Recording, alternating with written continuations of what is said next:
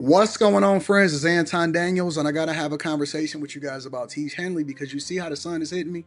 This is no finesse, no makeup, no filters, no none of that. This is 100% Henley. I use it in the morning as soon as I get up, right after I pray and brush my teeth, jump in the shower, and I'm hitting the streets because you never get a second chance to make a first impression. So even though they're giving you 40% off your first order, 20% off for life, even though you may get a free gift, forget all that, right? Because we would do this even if it was full price because it's worth that much. I'm in the streets, I'm kicking it with people, and I see Dusties everywhere. You don't want to be them. You want to separate yourself. And the way that you separate yourself is self-care. Ladies get it for the fellas. Fellas don't wait for the ladies to get it for you. I'm about to hit the streets right now, and I'm feeling confident. I'm feeling great. I mean, I already got confidence, but to have that extra boost of confidence, knowing that you've taken care of yourself and you set yourself apart from all of the rest of the sheep that's walking around making bad decisions on a daily basis. And it's reflected in their actions. It's reflected in the products that they use. It's reflected in the people that they follow. And so if you're trying to level up, if you're trying to make sure that you look good, they're going to send you the pack. They're going to give you all of the instructions on how you're supposed to use it. Then make sure you get your Henley. Again, 40% off your first order, 20% off for life. Get your free gift. Make sure you tap in with your boy Anton Daniels because Unc is never going to lead you wrong. I would never have you use a product that I don't use myself. Again, they've been rocking with me for a long time. Make sure you get your Henley. I love you. I appreciate you. I'm going to holler at you guys later.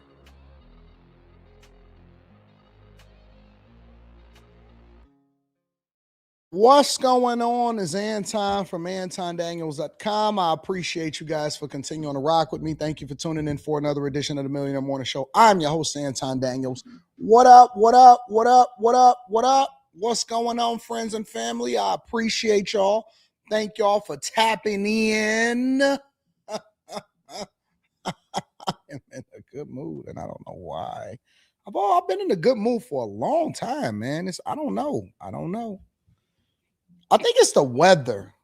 When the weather changes and it starts to be better outside, then you generally have a better mood. Maybe it's the lamb. I don't know. I haven't fully gotten used to it yet. I come outside and I say, and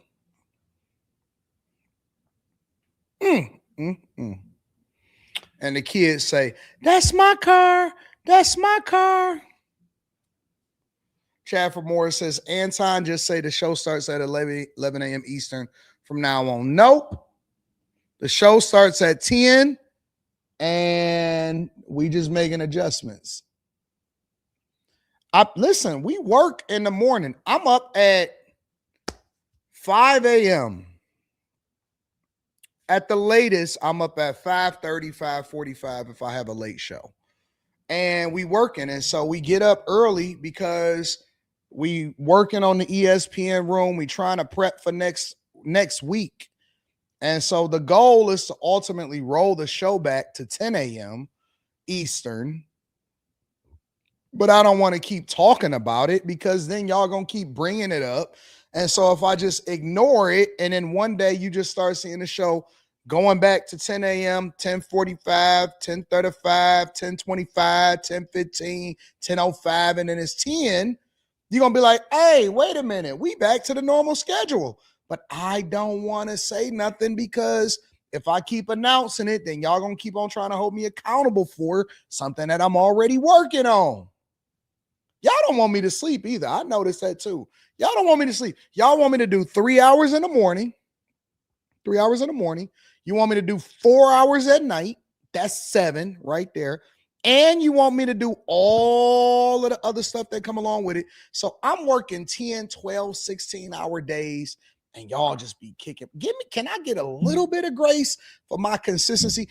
Listen, your favorite content creators and all of these other people, they not even remotely as consistent as I am. I give y'all content no matter what country I'm in, no matter what date it's on.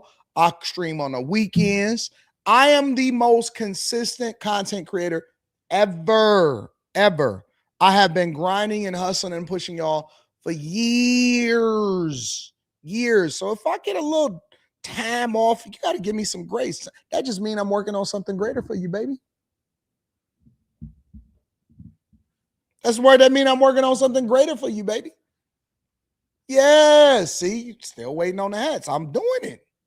I'm doing it. I got to make sure that it's what it's supposed to be. What is these instants on Instagram?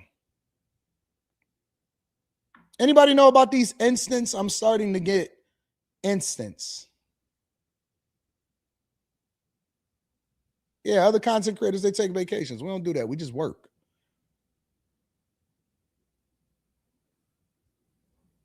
Oh, I don't complain. I will never complain with the life that I live.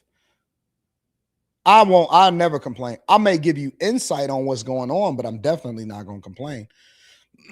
What are instants? Somebody explain to me in the chat about instants, because I'm starting to get a lot of instants on Instagram. I don't know what this new feature is that people are sending me, and I want to know what they are. Let me see what they are. Let me look at it.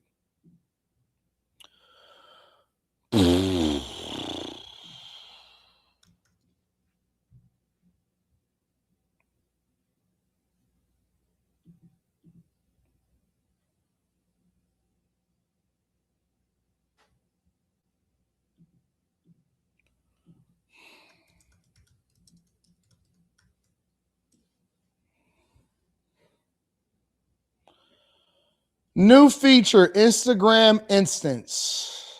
All right, let's see what it is. Oh, I got to switch over. Give me a second. Got to get the good account.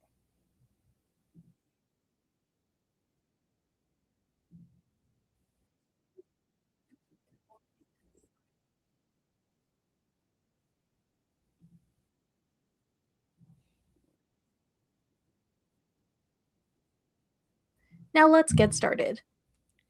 Instants can be accessed in two different ways. You can post and view instants from within the Instagram app, or you can use the dedicated Instants app. The feature works exactly the same either way. To access instants within Instagram, open the Instagram app and tap the message icon in the bottom menu. Then tap the instants icon that's peeking out in the bottom right corner. If your friends have posted instants, this will appear as a stack of photos ready to view. When viewing a friend's instant, you can just tap the image itself to move on to the next instant that's available to view, or tap an emoji to respond to it. You can only view an instant one time, and only the friend who posted it can see your responses. When you finish viewing instants posted by your friends, you'll be taken to a camera window. This is a very simple interface with a square camera preview and only a couple controls. You can tap the flash icon to turn flash on or off, and tap the rotating arrows to switch between your device's front and back cameras. The circle in the middle is, of course, the shutter button. Ugh. At the bottom, you can choose if you want your instant to be shared with only your close friends list, or your Instagram friends, which are followers who you follow back. If you want to add a caption, you have to add it before posting your instant. Tap the bottom of the camera preview window to open the caption editor. Then type in what you'd like your caption to be. The text will be added at the edge of your instant's photo. When you tap the shutter button, your instant will be captured and posted immediately. All women do If you that make a same pose, even white women. Why do women do the same pose? mistake, you can tap the undo button to quickly delete an instant before your friends open it. Okay, I'm still trying to understand what the purpose of it is. What's the purpose of an instant? Hey, you probably saw this today. Instagram just launched a brand new disappearing photo feature called Instants, and parents Oh, was this to try to like compete against Snap? need to pay attention to this one. I'm Perry, this is Cybersecure Dad, and I help keep your family safe online. Y'all got to get a better y'all got to get a better name. Yo, what up? Yeah, I'm on a live stream. I'll call you afterwards. All right, bye. Y'all got to get a better name, yo. What is this Cybersecure Dad? Perry, this is Cybersecure Dad. Y'all got to market yourself more effectively. Somehow, some way, y'all got to make yourself more appealing to the general public. This is Cybersecure Dad? Is that what y'all do? Hey, my name is Perry, and this is Cybersecure Dad. Of all of the names that you could have came up with, You could have been perimenopause. You could have been I don't know. Y'all could have came up with so many different names. Y'all, or just use your regular name or something like that. Cyber secure dad. All right, let me not get away from the whole point of this video. I'm trying to and I help keep your family safe online. Disappearing photo apps feel safe to kids, but they aren't. The it vanishes illusion is exactly what makes kids share things they'd never share in a normal post. And it's just as risky for what gets sent to them. And the first image used to market this is of young kids, the target audience. Instagram says they block screenshots and that only the sender and recipient can see the photos and reactions. It feels private, but it might not be. If your kid has Instagram, have the conversation. Talk to them about what this little symbol. All right, cool. So essentially, instants it's just disappearing photos. That's all it is. I think it's so easy. So Anton from AntonDaniels.com will not be having instance. I'm gonna just tell you right now, that's not a thing. It's not gonna be a thing for me. I'm not gonna you'll never have to worry about me sending an instance to you. Ever. It's not gonna happen. It's not gonna happen, bro. Real talk. I guess it's an easier way. What's up, OG? What's up, Sabrina? What up, Slim?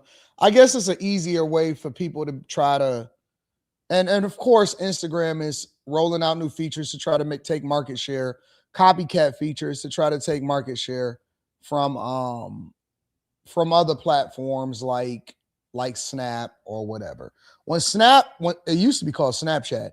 When it first came out, all of these applications have evolved from their initial purpose. When Snap first came out, most people looked at it as a way for you to communicate with somebody without them screenshotting you or having a trail of evidence of how you was moving. And so if you wanted to talk to somebody and you wanted to kind of keep it a little bit more low key because you knew that it was going to disappear as soon as they seen it, then you talked on Snap, right? You was on Snapchat. TikTok. The beginning of TikTok was kids doing dumb dances, and then the grown folks went on there and the liberals went on there and started complaining and whining about what was going on. Instagram. Instagram was not supposed to be a dating app. That's all it is at this point. It's a way for us to bring you into our world. For me, I look at it as an extension and a way for me to converse with people that I otherwise wouldn't have been able to converse with. It's an easy way to talk to people. But now it's turned into a dating app and for a way to people feel ashamed at their lifestyle because they too busy looking at everybody else and keeping up with the Joneses. You looking at somebody's snapshot of what their life is like when you're not getting the full 99.9% of it. You get the one picture where she take a picture in front of somebody else's car, and then all of a sudden you think that you missing out on something. You know what I'm saying? Or relationship goals and you don't know that they fighting like cats and dogs. You know what I'm saying? Facebook is the auntie app now. It's the uncle and auntie app. If you want to go and see what previous classmates, Facebook is classmates. I don't know if y'all ever remember that. There used to be a website called Classmates where they would kind of sort of, I guess, document or try to capture as much as they could from a graduating year. And you can go all the way back to a certain time. And if anybody ever uploaded anything, you'll be able to find that and capture that. Facebook is Classmates times toxic family members times people that's still from the town that you grew up in. If you want to find out what's going on in the town that you grew up in and see if you missed out on anything, then you can go on Facebook. But they've also added Marketplace. So now they threw Marketplace in there. Marketplace absolutely destroyed Craigslist. Craigslist used to be the place that you go to get any other thing that you wanted. If you wanted to look for a car part, if you wanted to buy a used car in your area, if you wanted to do it, you went on Craigslist. Now, some dudes I heard was looking for box, and so they would go to Craigslist Backpage, right? And that's where you was able to go and get you a good little prostitute, you know what I'm saying, pay for the box. Most of the time it was somebody pimping her out. And so you had to take a risk. You was winging it. And so if you didn't want to hit the streets and possibly get arrested and end up on the sex offenders list, then you went on Backpage and you went on Facebook and you tried to buy you some box locally. All right. So all of these apps have evolved and changed over the years. And Instagram is now the number one way for you to throw the alley-oop to somebody and see if they're going to dunk it. And what I mean by that is, if the women want to get in touch with the guys, the best way for you to do them is to hit them up in the DMs. And same thing for the guys. Matter of fact, Instagram used to be so wild to where people used to be so worried about whether or not somebody with a blue check was inside of their DMs.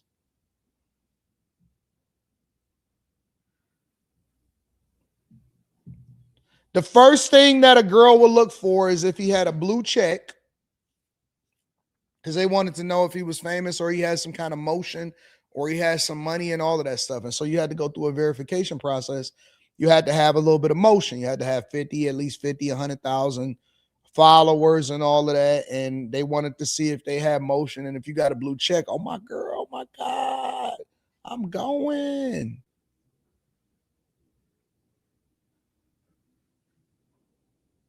I'm going. Blue check life. And so now they're rolling out instance. But what else I've seen, let me tell y'all what else I've been seeing lately. I've been seeing a lot of women looking to get married and to get in relationships more than ever before. Don't let the whole narrative about decentering men and all of that other nonsense, don't let that junk fool you. It's a lie. It's a lie. You know how I could tell that it's a recession? You know how I could tell that the economy ain't economying for a lot of these people out here? It's not a recession for the bag chasers. Make sure you guys tap into the Patreon. Link is in the description as well as pinned to the top of the chat. You want to know how I know if people money is tight? All I got to do is look in relationships are the foremost number one indicator of what the economy is doing for a lot of people. Because I see women clinging on to their relationships harder than ever. I see so many women saying, oh my God, I don't want to be a baddie anymore, or not baddie. I don't want to be a corporate girly anymore. That's the narrative. I don't want to be a corporate girly anymore. I don't want to do this. I don't want to do that. Or they'll say, you know what? I've been laid off for a long time or whatever. Then they become a lot more social. What does that mean to be a lot more social? Chris Cunningham said you got to look at the stripper index. Here's the thing about that, Chris Cunningham. You know what I've been seeing? I've been seeing a lot of women that was in the stripper industry. They saying that it's dry. It's the same thing, Chris. The stripper index and the relationship index go hand in hand.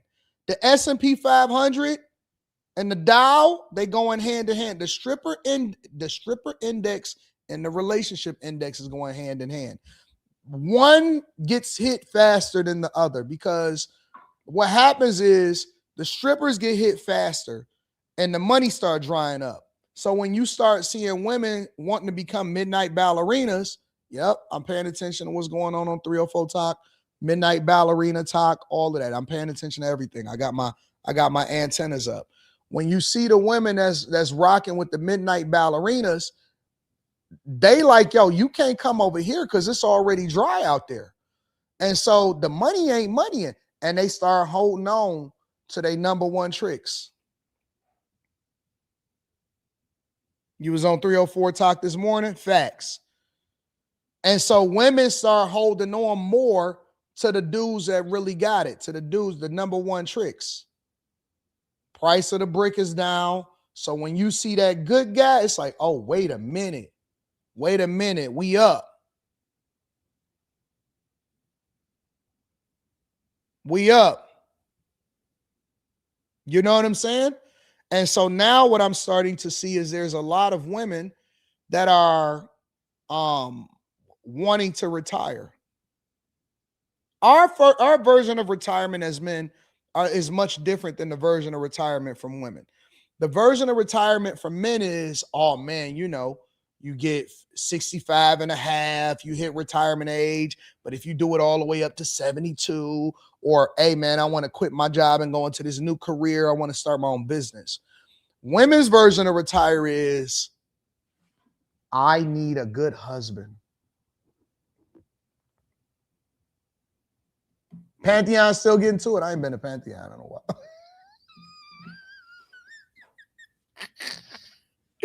I ain't been to Pantheon in a while.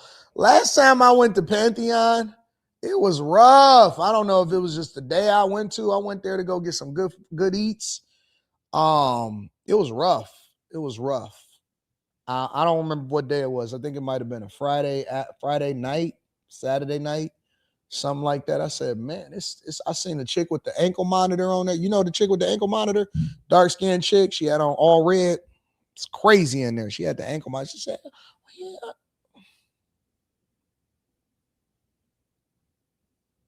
Day shift is popping.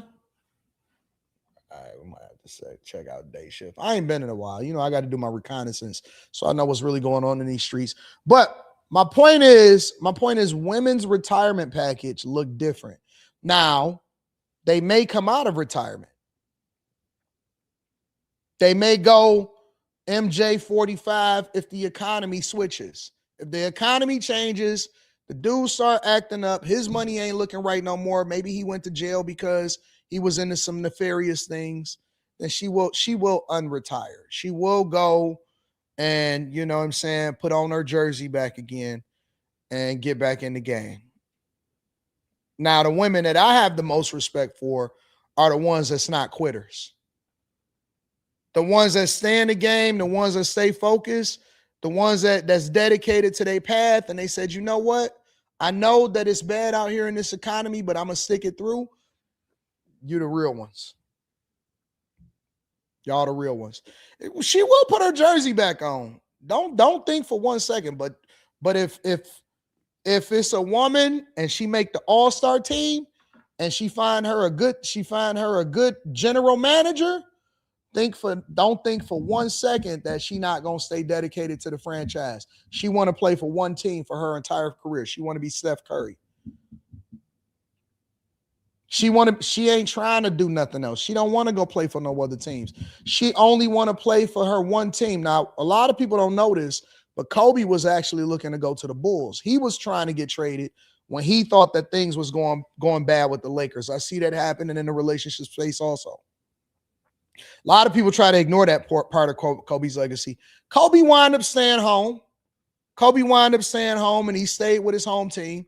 But it's very rare nowadays. And when you see the relationship space, I equate it to what I see happening in the sports space. Back in the day, it was unthinkable for Isaiah Thomas to ever go play for another team. It was unthinkable for Magic Johnson to play for anybody but the Lakers. It was unthinkable for Larry Bird to go to anywhere but Boston. It's different now. They going where they can get the money, where they can go and find. They doing the James Harden right now. You know what? I'm going to buy into what the team is telling me. I just want to do what they want to do. You know what he's trying to do? He's trying to get a long-term contract. The Admiral, David Robinson, Tim Duncan. It was unthinkable. Nowadays, they switching teams as soon as free agency hit, trying to get a buyout for their contract, playing for a ring. It's a new day. So, you know, if you want to really know what's happening in the streets, all you got to do is pay attention to what's happening in relationships, pay attention to what's happening with the money. When the money get tight, the legs open up more. King Tony says, okay, y'all keep telling me about this Chud the Butcher, Butler, Chud the Builder, whatever his name is. Anton. Did you know he got charged? Anton did. Listen, I told y'all when y'all first brought this story to me last week, and y'all said, Anton, what about Chud? Chud the Builder, Chud the whatever. The more that y'all continue to give it visibility, the more that he becomes successful and more relevant in popular culture. If you don't agree with somebody, if you don't rock with somebody, then stop talking about them. Stop watching their content, but you can't stop because y'all are obsessed with this stuff. I'm going to keep it 100 with you. I've never watched a video from him. I've seen a picture. I've seen screenshots. I've seen y'all send it to me in my emails. I am not going to review anybody's content who comes off as somebody that is disingenuous and or is rage baiting on some racism type of stuff. I don't care. I'm not interested. I don't entertain the foolishness when it comes to that. I don't care about where did he come from? Why would I be concerned with something that doesn't add value into my life?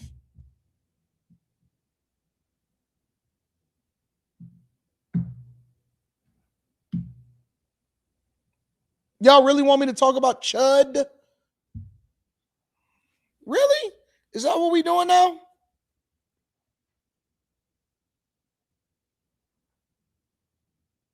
Only reason I even knew about him is because y'all keep on telling me about it. I don't care. I don't care nothing about no Chud.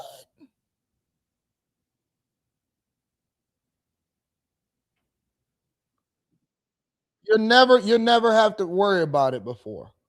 I do want to explore this conversation because this girl got y'all in a chokehold.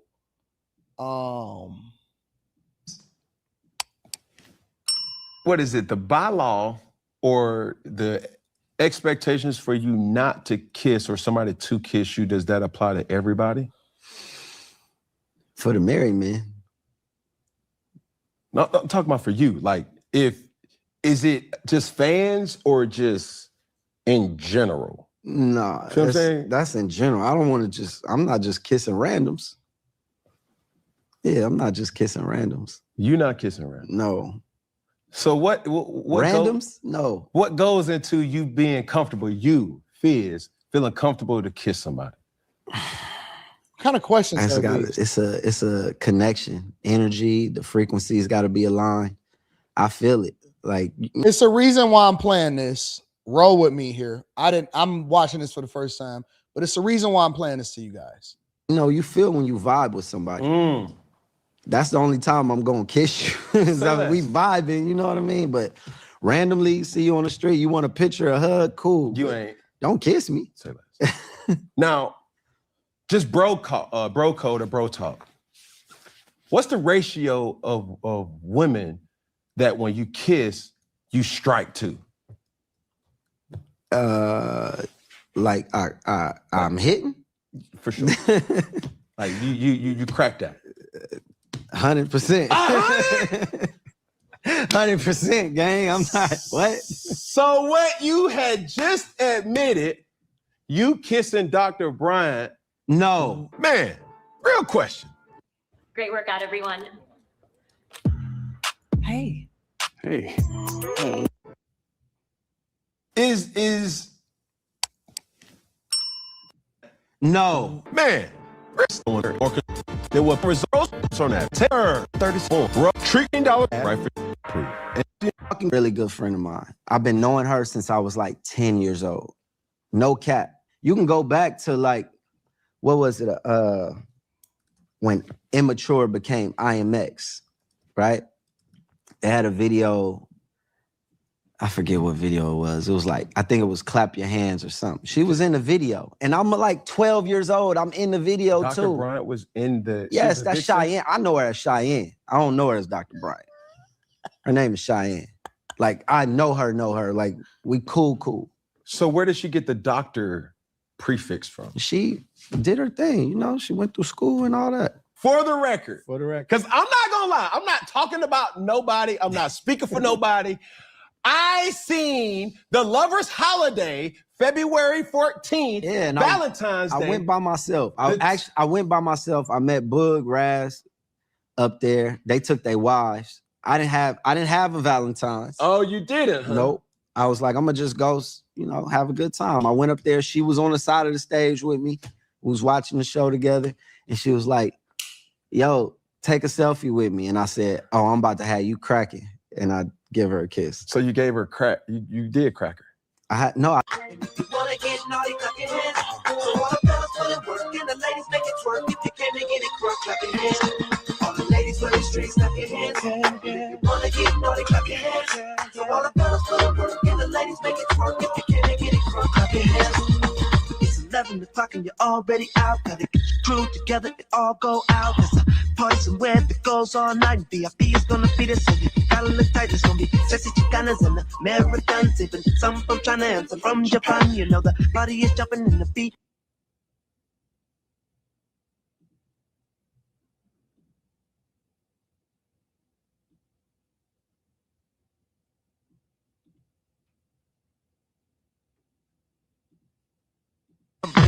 So everybody get your swerve on. Ladies feel the vibe when you start to cry. G-string in the middle, what we big behind. Hips from right to left. We go dance all night till we run out of breath. Ladies wear strings, clap your hands. And if you wanna get naughty, clap your hands. Clap your hands. Work and the ladies make it twerk. If you can't get it crunk, clap your hands. All the ladies wearing strings, clap your hands with me. If you wanna get naughty, clap your hands. Yeah. All the fellas put in work and the ladies make it twerk. If you can't get it crunk, clap your hands. Whoa.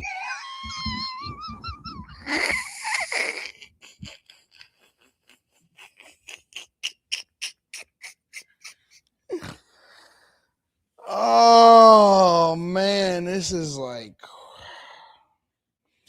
I know we like to sometimes highlight how awesome our era was, but it was a lot of misses. It was a lot of misses. The same way that we like, listen, we got this revisionist history, and for whatever reason, we think that everything was just awesome during our era. Nah, dog. Nah. Everything wasn't great. Everything wasn't awesome.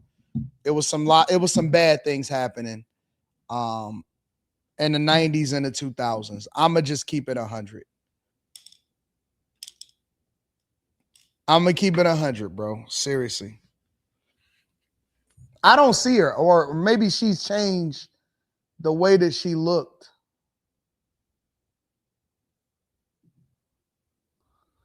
Oh, this is such a bad look. And then have the whatever it is, you got the hat and it's flipped upside down, the hat with no top on it and it's flipped upside down. It's such a bad look. And the ladies make it twerk. If you can't get it crunk, clap your hands. The ladies wearing strings, clap your hands. If you wanna get naughty, clap your hands. So all the fellas put in work. I don't see her. Anyways, moving on. Like, give him something to talk But you know the word crack, like I cracked. Nah, I didn't say I cracked her. I said I'm about to have you crack it. There's a difference, gang. I'm from LA. You gotta help me understand, brother. What has Cam got on? What's happening here?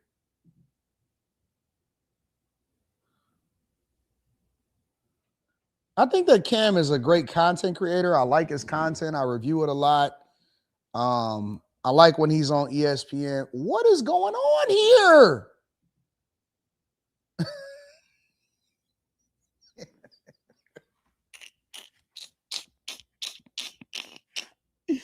I don't know what's going on, y'all. What am I missing? Am I aged out? Am I aged out, y'all? Honestly, I don't know anymore. I'm just trying to figure it out. I think I'm losing my edge on what's happening out here and what's hot, what's not. No, that's not Hoochie Daddy shorts. Y'all gonna have to stop. Hoochie Daddy, I like Hoochie Daddy shorts. Hoochie Daddy shorts are higher up on your thigh, but they're not tight.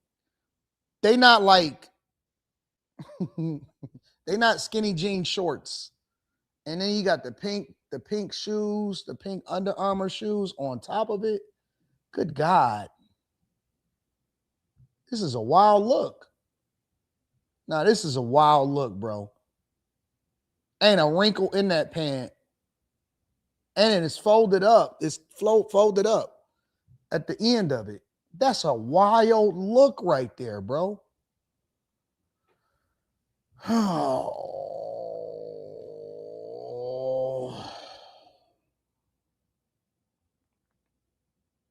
Yeah, this is crazy. This is insane. This is wild. It's a wild look right now. Because when I saw that, and I'm like, wait a minute. You said you went by yourself. Did she go by herself? I think she was with a friend. She was with a friend. Cam is being a little messy right now. I didn't expect for Cam to be this messy. How did the friend look? It was a female. It was a female. Were they intimate? Nah. There was like an assistant or something. I don't know. That was like 5 seconds, bro. It was like, wow, we watching the show, chilling. It felt so comfortable. It looked comfortable. Because I know her. That's like, I know her. I'm saying, I can hear the comments now, and folks are screaming and hollering. It's funny. It was worse for her than it was for me. Why was it worse? People have I have this stigma put on me from my past from like 7 years ago. So it's like, ugh. That was them, that's what it is. I ain't tripping. But what? Okay, so this is what I don't understand. And maybe I'm reaching. But she's an attractive... No, 100%. 100%. But she's like, you got to remember, she was like 18, 19. I'm 12 years old. Like, I've known her since a child. I could have had a crush on her, but you got to remember how she looked at me. You feel me? I'm like little bro to her. Drea Michelle? Ring a bell? Yo, where you get that from? Drea... Where'd you get that from, bro? Who's giving you this? What? Bro, I swear on everything. Where did you get that? Hold on, you about to have me take my glasses off. Where'd you get that? Bro. Yo, you know what this confirms for me, honestly? And I'm gonna probably talk about this on After Hours tonight.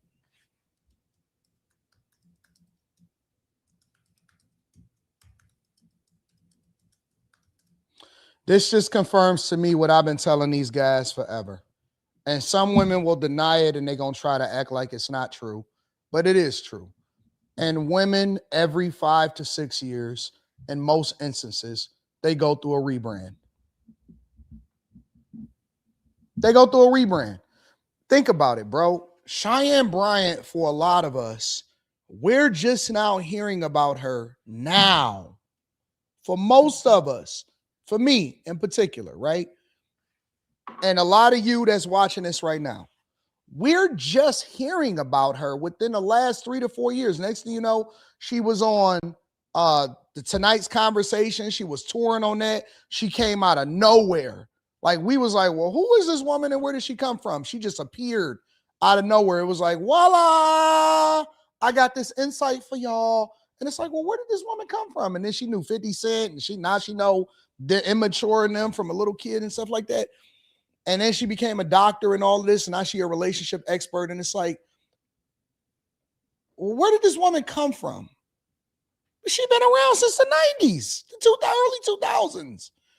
And then they go through a rebrand, and then they go through another rebrand, and then they're going to pop up again, and they're going to have another rebrand, and they're going to have another opportunity to get it popping and get it cracking again. And it's not only true for people that are in the industry and visible, but it's also true for people that's regular in the streets. Women regularly go through a rebrand. They'll move to a different city. They'll make another play.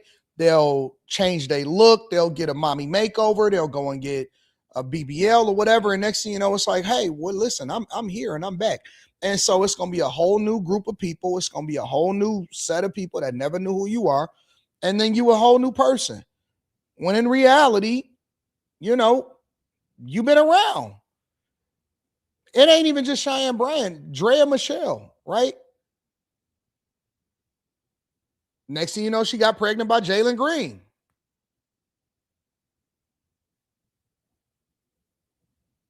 So then when guys start having these conversations and they say, well, listen, it ain't nothing new under the sun. And we be trying to tell these young dudes, and we be trying to help them to understand, hey, listen, I know you think that it's different today. You messing with the same work. And I'm not tripping about it. I think it's just normal. That's just how women are, and that's how guys are. But then these guys come up here, oh man, you've been out the game. Nigga, the game is the same. You playing with the same players. We played in the NBA. You in the big three. We was in the NBA.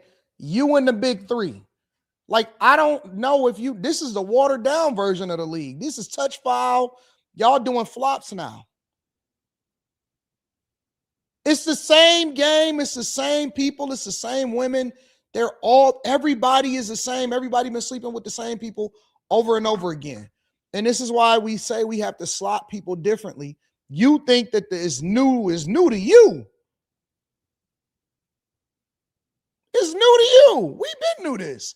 We've been seeing this. We seen this record play. Okay. So you think you got a new one. That's a sample. You got the sample.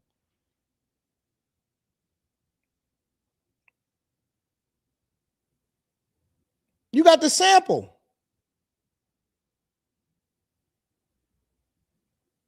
So when we try to give you the game and you say, oh, you don't know nothing. Okay, you got it, big dog. You got it. Brother, when I tell you, Yo, what do you bro, where did you get that? I'm asking you, do you know her? Okay. You slick with that. I see what you did there. I see what you did there. Because you made it seem like something completely different. How did I make it seem? Because you said, well, what about this? You and Dre Michelle had a thing? Nah, that's the homie. You got too many homies, bro. Yeah. You an R&B singer, dog. You a part of the era That's the where homie. like You see, she got a whole new baby. Like, she's happily, in her situation. That's why I said what I said, because of the age dynamic. Cam is messy, bro. Cam is messy. He is super messy. Super messy. No, that's not a big age gap between me. That's not like that. With me and Cheyenne, that's not like that. That's what I'm trying to tell you. So I just used Dre and Michelle, and then but the way you did it, you was real slick with it, gang. You did it different. I promise you. You didn't say, so like the age gap. I never got to the age gap because I just said Dre and Michelle, and then you said, hold on, I'm about to take my glasses off on this one. Because it was like, where'd you get that from? Dang. Like, out of all names? Because you could have said like a Cher, Yeah, but she ain't in the culture. But I'm saying the age gap, when you talking age gap. Cher would not have been, if you gave me 100 names to I'm talking age gap. The way you made it seem when you brought that up, you said, because first you brought up Cheyenne. Somebody said, if somebody said a chick is his homie, he absolutely clapped. That's not true. That's not true. That's not true. It's not always true. And then you said, so Dre or Michelle? Yeah. You didn't say, you paused. So now you knew what you was doing. That was good. That was really good. I'm trying, brother. You doing really good, fam. Thank you. Thank you. How you You said what? Like, give us something. Like something what? Why were you so moved by Drea? Because I was like, where did that come from? Yeah, this is going in a circle. I respect guys that know how to keep it G and is not going to ever cross that boundary. You know what I'm saying? I respect guys in general that don't talk. I don't think it's necessary for a person to talk or to name names when it comes to any type of relationship, whether you was the homie or whether you was the work or whether y'all have fun or whatever. I think it's more cool to just chill out and to keep it G. The real G thing to do is just to be like, you know what, I'm chilling. I don't even know nothing about that and keep it moving, bro. Honestly, I think it's wild, and I don't understand that either. How guys are publicly naming the women that they slept with. That's crazy to me. I think that that's wild. Real talk.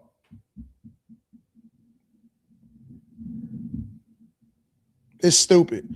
I think that most situations or relationships should stay private anyway. I don't think it's everybody's business who you with and who you not with.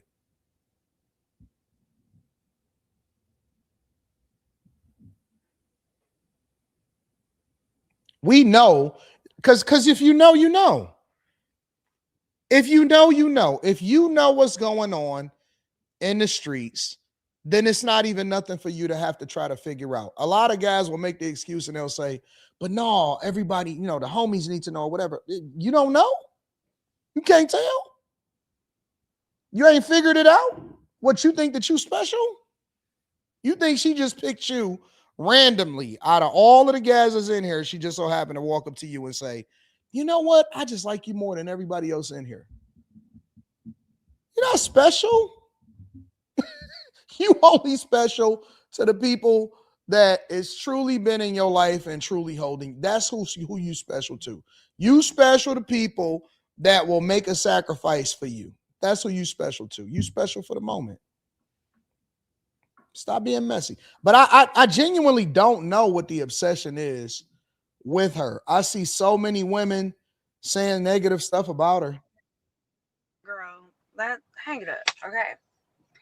Either you graduated from a school while it was accredited and got your diploma, or you did not. Either you sat and took the licensure exams in your state, or you did not. Either you could up your license and diploma right now, or you can't. Either you could tell us what state you're licensed in, or you can't. A lot of y'all women, let me say this. Also, and then I want to get into more fruitful things. A lot of y'all women are also benefiting from pretty privilege. I don't know if y'all know that, but y'all are not deep. Y'all aren't thoughtful. You aren't articulate. You're not saying anything that is thought provoking. It's not an aha moment. A lot of y'all just cute. I'm keeping it 1,000, and that's why we mess with y'all. That's why we clicked on your video over everybody else's video. Y'all women, a lot of y'all women is just so cute, and you nice looking, and you got the right aesthetic, and your hair is flowing, but you're not special. Women have a cheat code, especially as content creators, and I don't blame you for leveraging it. Use it, leverage it. I'm gonna leverage it for you. I love it when I catch a wave of pretty, and I'm gonna leverage that. I'm gonna make sure I use that to the best of my ability because I'm gonna bring visibility, and then I'm gonna hook you in, and I'm gonna keep you in on this content because you're gonna realize, oh, wait a minute, he got some substance. So I'm gonna use it. I'm gonna leverage that all day long.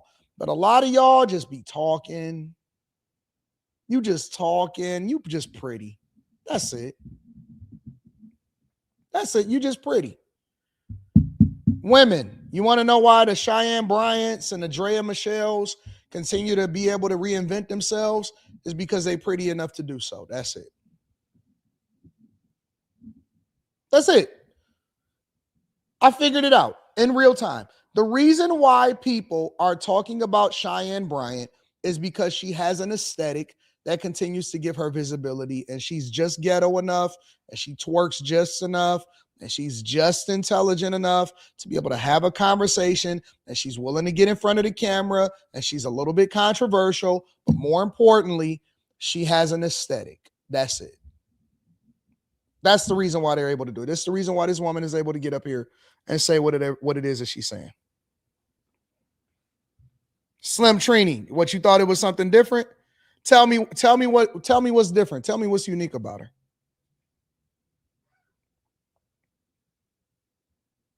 Tell me what's different about her. And I'm not dissing her. I think that she's doing it perfect. Get your bag, run up a check, continue to reinvent yourself, do whatever you got to do. But tell me where I'm wrong at.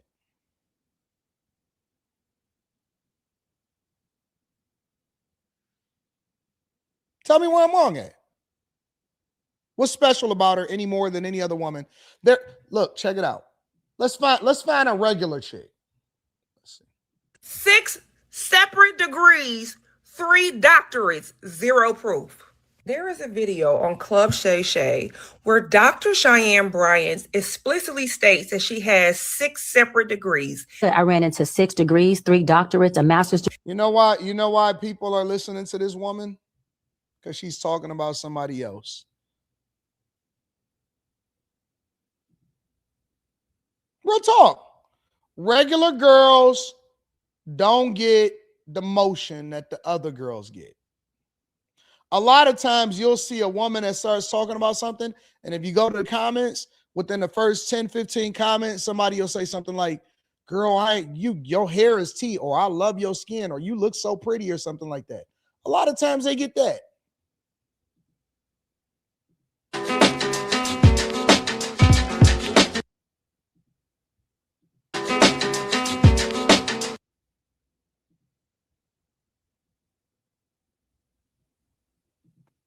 And Cheyenne Bryant, girl, hang it up, okay?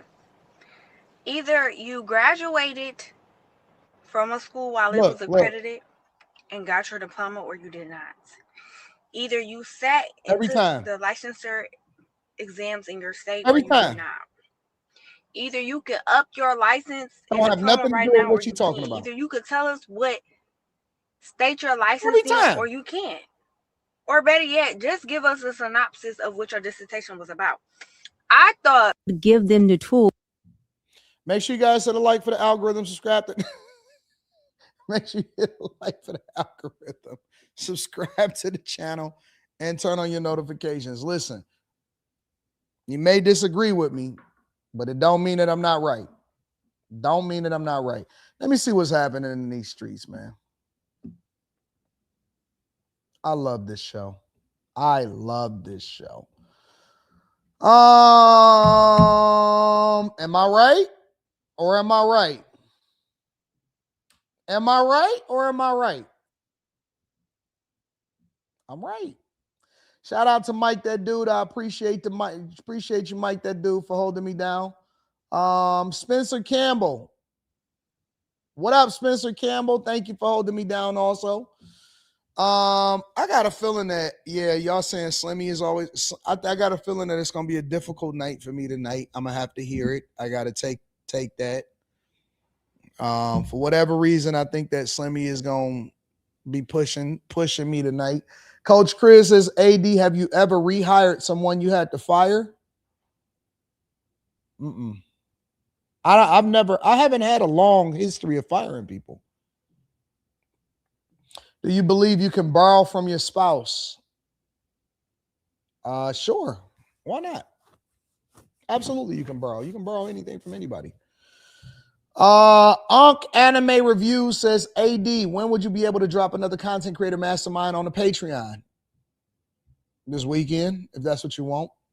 We're doing a stock club coming up, and then we're doing a content creator mastermind. I'll do it right after that. Shout out to you.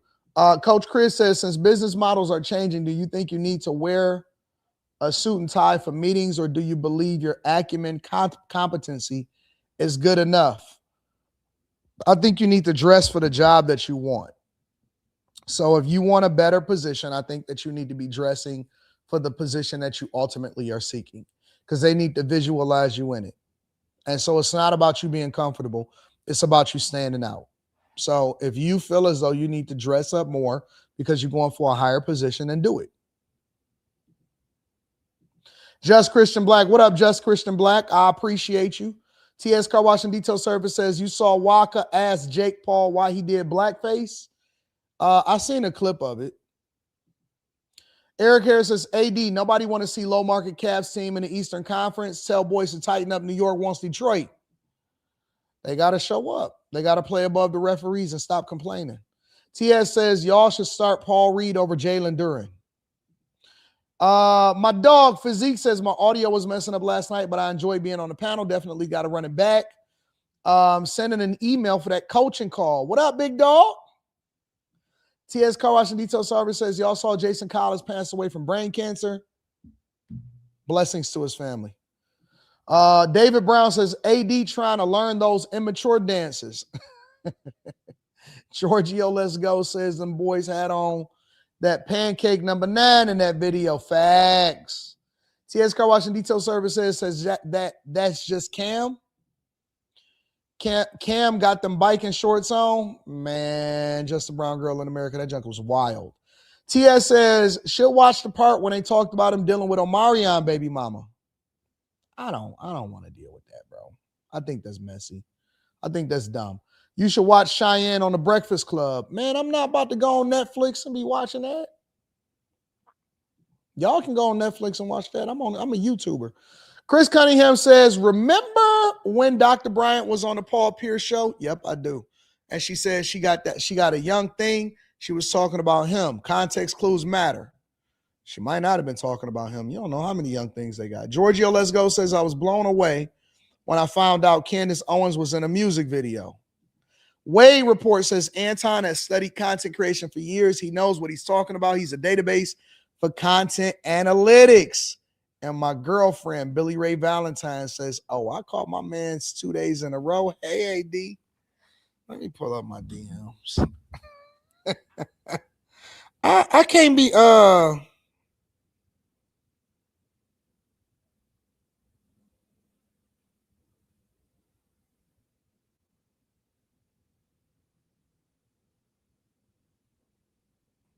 I'll be honest with you. I don't even know how to access some of these DMs.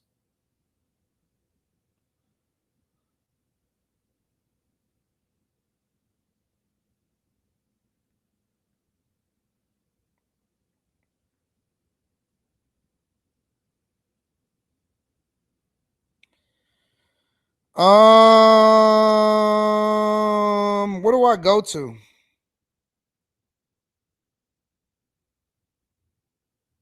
I don't even know what to go to.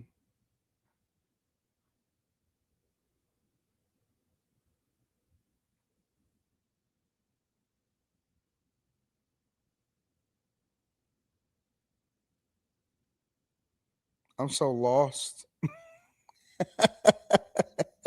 This should be more simple.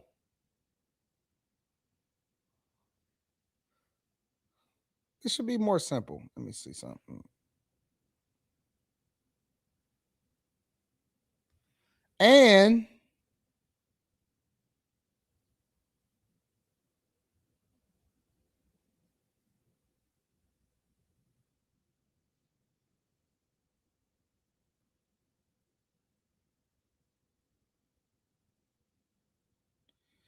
I don't know. I'm confused right now. I know how to get to DMs, but what y'all don't understand is that my DMs is different because I got a professional account or whatever you want to call it. So different stuff. It's like 3 or 4 different folders. It's like 3 or 4 different folders. But you my girl though. I love you. Not a clip of her on a tube on the Breakfast Club. This may be saving me from myself. What do you mean it's saving me from myself? So what are you trying to say? All right, y'all. Let me see what else has happened. What up, love? What up, Love D. Williams? I'm glad that you popped in and said what up. Business check? I don't know. I gotta figure it out. Just tell me what your name is inside of the, like, give me your name on Instagram, and then I'll just look up your name, and then I'll figure it out from there. All right? Make sure you guys hit a like for the algorithm, subscribe to the channel, and turn on your notifications. Fizz. Let me see. What's up with this investigation with this Los Angeles former California governor candidate? Have y'all heard about this?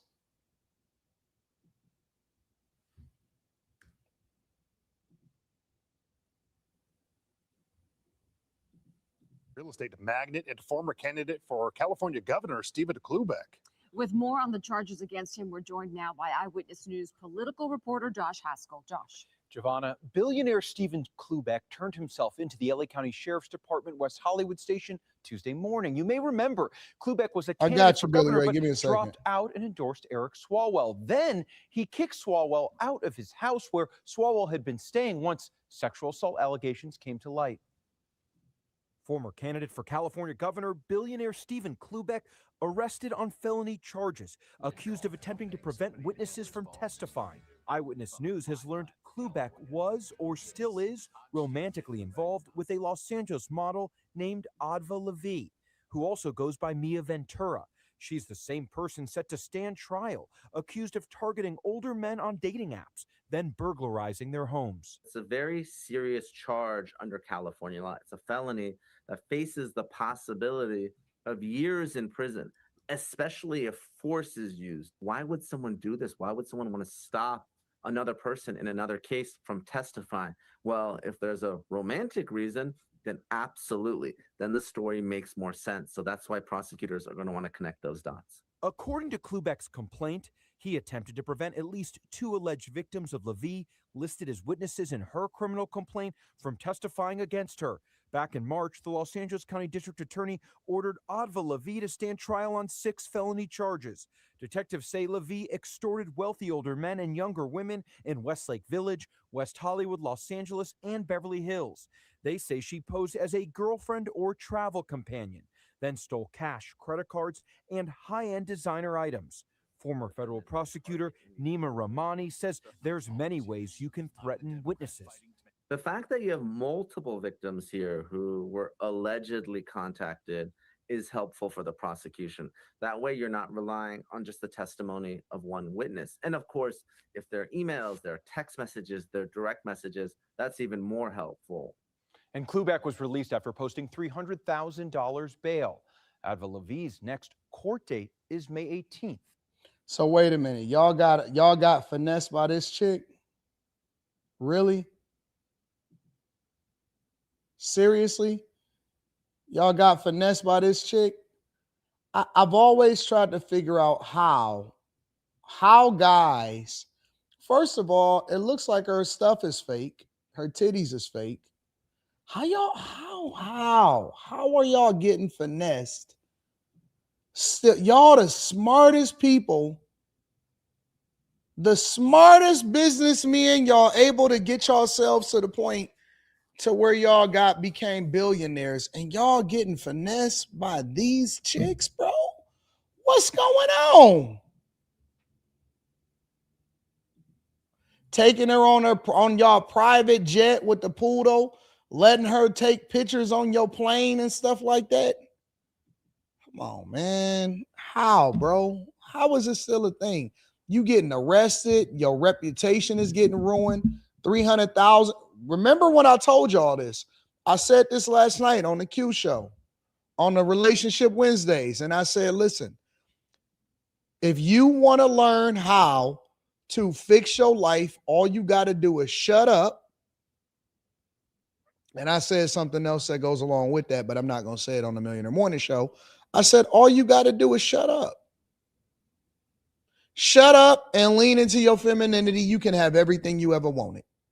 You keep trying to figure out why your life is so hard, why your boss giving you a hard time, why you can't get a promotion, why you keep getting laid off, why you can't find a man that believes in you, why you can't get a boyfriend to stick around, why you not married, why you not this, why you not that. You just talking. It's talking. It's a lot of this. All it is the reason why you homeless. All of that is the reason why you homeless. I told a girl yesterday, I said, you too abrasive. I said, you cute, you fine, you got a nice everything. I said, but you just too, I said, ain't no man about to deal with that. Ain't nobody about to deal with that, because eventually they're going to get over what you look like, and they're going to say, you know what, I can't just keep getting talked to like this. You keep over talking and stuff like that. If you want to win, I'm telling you. It doesn't matter if they a billionaire, if they 100,000 there, if they $1 menu there. Millionaire. They will go out of their way to ensure that you are taken care of, and they will do more than they ever have to simp out for you if you learn how to shut up. For those of y'all that are in a relationship, some of y'all are having problems in your husbandships, in your wifeships, in your relationship. And some of y'all are married and you can't figure out why it's so difficult, why he ain't paying no attention to you, because you talk too much. You always got an opinion. You always got something to say when it's not meaningful. Now, if it's something that's meaningful, like, oh man, we got to figure out what school the kids are going to or something like that, that's different. But if you trying to figure out, you know what I'm saying, like you want to have a voice or you want to have something to say for every little thing, that's why you on the outs. In corporate, when I was at the job, I heard plenty of bad ideas. Plenty of stupid conversations inside of the meetings. Some of them was closed door meetings. Other ones were scheduled meetings that you would just have normal standard. I seen plenty of dumb things. I started winning when I stopped worrying about what everybody else was saying and focused on delivering when they called on me. Plenty of dumb ideas. I was like, I heard you. Yep, absolutely. Interesting. And then when they would ask me my opinion or whatever, I learned how to say yes and. You know what? I like that idea. And I think that we can improve on it if we add this and that, because you know what the users are saying? This is what the users are saying. So, you know, if we take that idea and we manipulate it into being something that this and that, oh, you know what? That's great. That's awesome. No, but you know what? You guys are wrong. Y'all don't understand it. You start talking like that, you start being abrasive, you start being problematic, you start trying to down people inside of corporate America, whatever. Guess what? They don't want to be around you. It's the same thing with the women. I see some of y'all in the chat a lot of times. Man, no, man, hold the woman accountable. No, man, go off on her. Hey, hold on, dog. You scaring them. You're scaring them away. We don't always have, listen, you got to pick and choose the battles that you want to fight. She knows she's wrong. She just saying that to get to see, you know what I'm saying? Because she wants some attention. Oh man, no, man, you crazy, man. Get at her. Yell at her. Can't believe it. Like, chill. It's a time and a place for everything. You always want to fight. You want to fight the women? And then what's going to happen? Then we ain't going to have no women to talk to. We don't want to fight them. What's the goal? Hey, what's the goal here? This woman right here understood the goal. You know what her goal was? To get close enough to these guys to live the lifestyle and then to ultimately extort them. Now, obviously, that was wrong. And this is the reason why she's being arrested, right? But my point is that you got to pick and choose your outcome, bro. You got to pick and choose the outcome that you. Developing tonight, a wealthy timeshare company founder and former candidate for governor is arrested. Investigators say Stephen Klubeck tried to intimidate witnesses to protect his fiancée, a penthouse model accused of preying on wealthy sugar daddies in a high-stakes scheme. Fox 11's Gina Silva, a lot there, right? Is live in Beverly Hills with the story. Gina? Christine, these are very serious allegations. If he is convicted on all counts, he could face up to 11 years in state prison. And this is a man who just 1 month ago told us that betrayal of trust is unforgivable. Don't bust the trust. You bust the trust, okay? You don't exist in my life. Those words may now be coming back to haunt Stephen Klubeck, who is facing serious allegations of his own. The former California gubernatorial candidate was arrested on 4 counts, accused of trying to intimidate witnesses expected to testify against his fiancée, Adva Levy. The Boxton got this dude in trouble. Now he facing 11 years. He facing 11 years because a chick that he rocking with was a chick that was formerly finessing other guys and breaking in. And so he tried to use his power and his leverage to intimidate other people and then wind up getting arrested. What a fool. What a dummy. What a dummy. Good gosh. Her name is Brain and Beauty BB.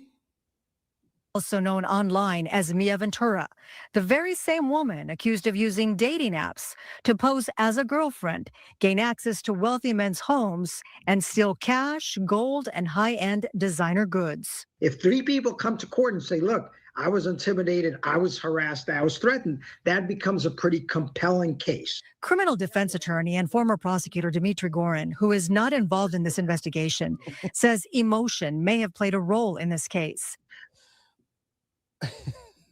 What does that even mean? Over a woman with long thumbs. What do y'all? I don't even know. I don't even know what that means. What is a woman with dog? I've heard a lot of things. I've heard wrinkled necks, all kind of stuff. I've never heard of a woman with long thumbs. What does that mean, bro? Where do y'all get this stuff?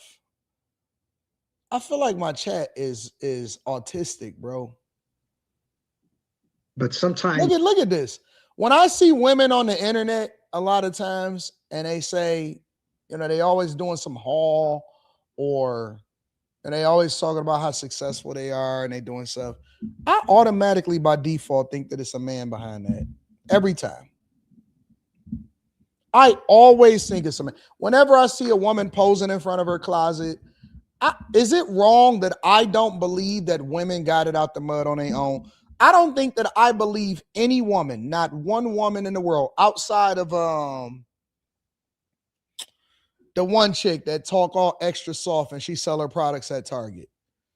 I don't think that almost any woman that talks about her handbag, Chanel, Christian Dior, Fendi, Louis Vuitton, or whatever, they got a collection of stuff. I don't believe that a woman has at any point successfully built that for herself. Tabitha Brown. Outside of Tabitha Brown, it's hard for me to believe it. It's hard for me to believe it. I don't believe you bought your own clothes. I don't believe that you built your own wardrobe. I don't believe that you stacked your own money. I don't believe you bought your own house. I don't believe anything anymore.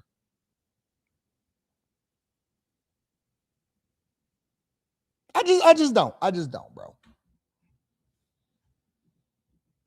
Emotions get the better of you. And if he had a very close relationship with Miss Lavie and he wanted to help her and he believed that perhaps she was innocent and he was actually acting in a way to help her to try to clear her name, perhaps he overstepped. According to the felony complaint, the alleged intimidation spanned 3 months. She made a phone call to her man, and he tried to make a play, and now he got arrested. December of last year through March, prosecutors allege Klubeck used force and threats to try to silence 3 separate witnesses in his fiance's case. And in a 4th count, a misdemeanor, Klubeck's accused of making annoying phone calls, including threats of injury to another man connected to the case. My name's Gina Silva. I'm with Fox 11 News. I want to give him a chance to respond. We could give him the message, but he's not here at the moment.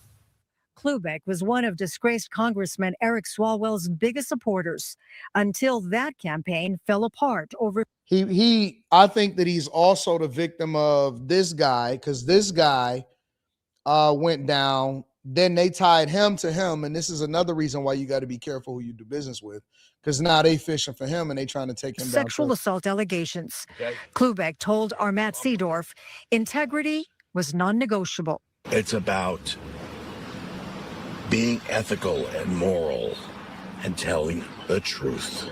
At the end of the day, the government is going to have to prove beyond a reasonable doubt that he intimidated, threatened, or tried to pay off witnesses. And until they do that, he's presumed innocent. Klubeck's attorney issued the following statement. These charges are false, and we look forward to our day in court. Klubeck is out on $300,000 bail. Arraignment has not been scheduled yet. They'll throw him a plea deal or they'll drop the charges. He'll make a donation and he'll be all right. Just don't let that box of lighters get the best of y'all. Make sure y'all hit a like for the algorithm, subscribe to the channel, and turn on your notifications. I did speak on Brandon Clark's passing. Slan Sells Car says Bill Gates brought a bug home to his wife. These billionaires don't have game. Try to throw some penicillin inside of her orange juice or something like that. In her coffee.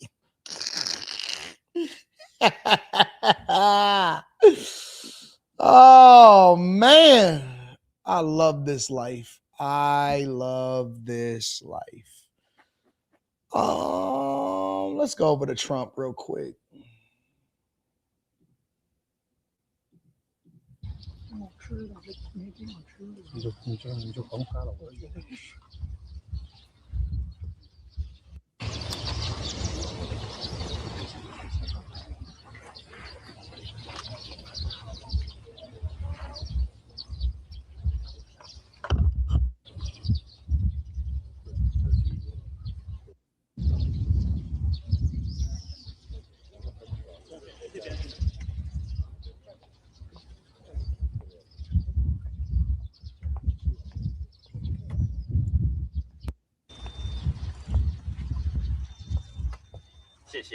Thank you.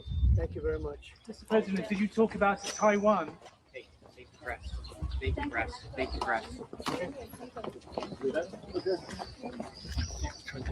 I always look for certain clues and things. If you notice, most of the time, people of prestige or people that are executives or presidents or politicians, have y'all noticed that they don't wear black suits most of the time? Most of the time, they wear blue suits. They wear power blue suits. I don't know if y'all noticed that, but I've always paid attention to that. Every single person in power wears blue. Blue, red, white shirts, blue, red. Very rarely do they wear something as wild or extravagant or any of that type of stuff. They always go with blue, and then they go with a blue or a red tie every single time. I don't know what it is, but they never go outside of that. They don't wear gray. They don't wear a light gray. They don't do brown. They don't do any of that type of stuff. They always go white shirt, blue power suit, red or blue tie every single time. Every single time. Some variation of that. All of them. Every single time. It's crazy. Absolutely crazy how you, and I don't know why, but I just pay attention to stuff like that.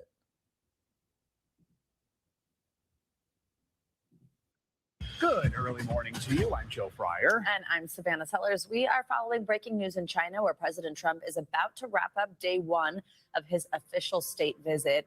Soon, Mr. Trump is expected to address the U.S. and Chinese delegations at the state banquet in Beijing. Earlier today, that two-day summit kicked off with the usual pomp and circumstance, a welcome ceremony at the Great Hall of the People. Then U.S. and Chinese officials went behind closed doors for their high-stakes meeting. They discussed a number of big topics, including a potential trade truce and the war with Iran. President Trump and Chinese President Xi Jinping met for just over 2 hours today. She said the two countries, quote, should be partners, not rivals. The U.S. brought along more than a dozen CEOs of major tech and financial companies, some you can see in this room right now, signaling this two-day summit will focus on business. Taiwan and the war with Iran are also expected to be big topics of discussion.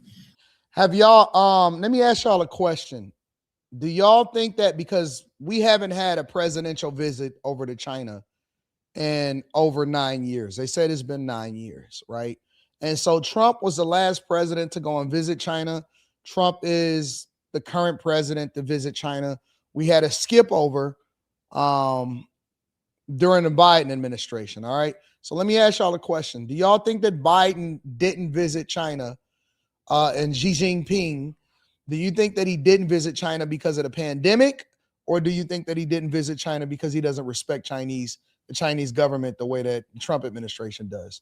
Let me know inside of the chat. Well, President Trump is about to speak at the official state banquet. They've just arrived in the room there. Again, some of those executives are there in the room, and we're going to listen in just a moment. But we're going to now bring in NBC News international correspondent Janice Mackey-Frayer from Beijing. Janice, walk us through what we can expect to see here during what has been dubbed the welcoming banquet.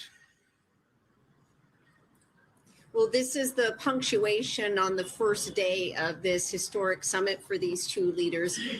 They both sides saying that the talks went well, that they addressed a number of issues, including trade, but also touched on Taiwan. That seemed to be the one topic that was a bit touchy, according to both sides, with China issuing a veiled warning about the need to have stability around Taiwan.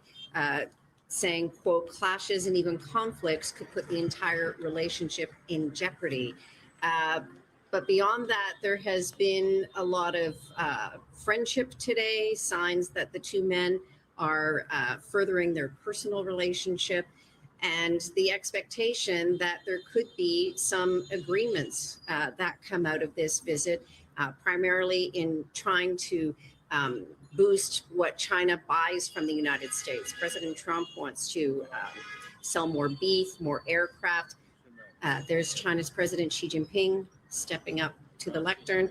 He, in this, wants to prioritize stability in relations with the United States. For him, the one objective, the one goal is to try to manage tensions over the longer term with the United States so that China's economy can get some traction.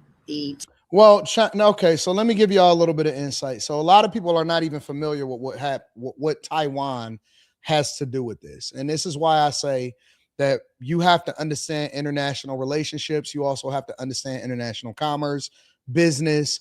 You have to be able to expand your mindset to go beyond not only what's happening in the United States of America, but also beyond war, right? Because the reason for war has nothing to do with the war itself. It doesn't even have anything to do with freedom.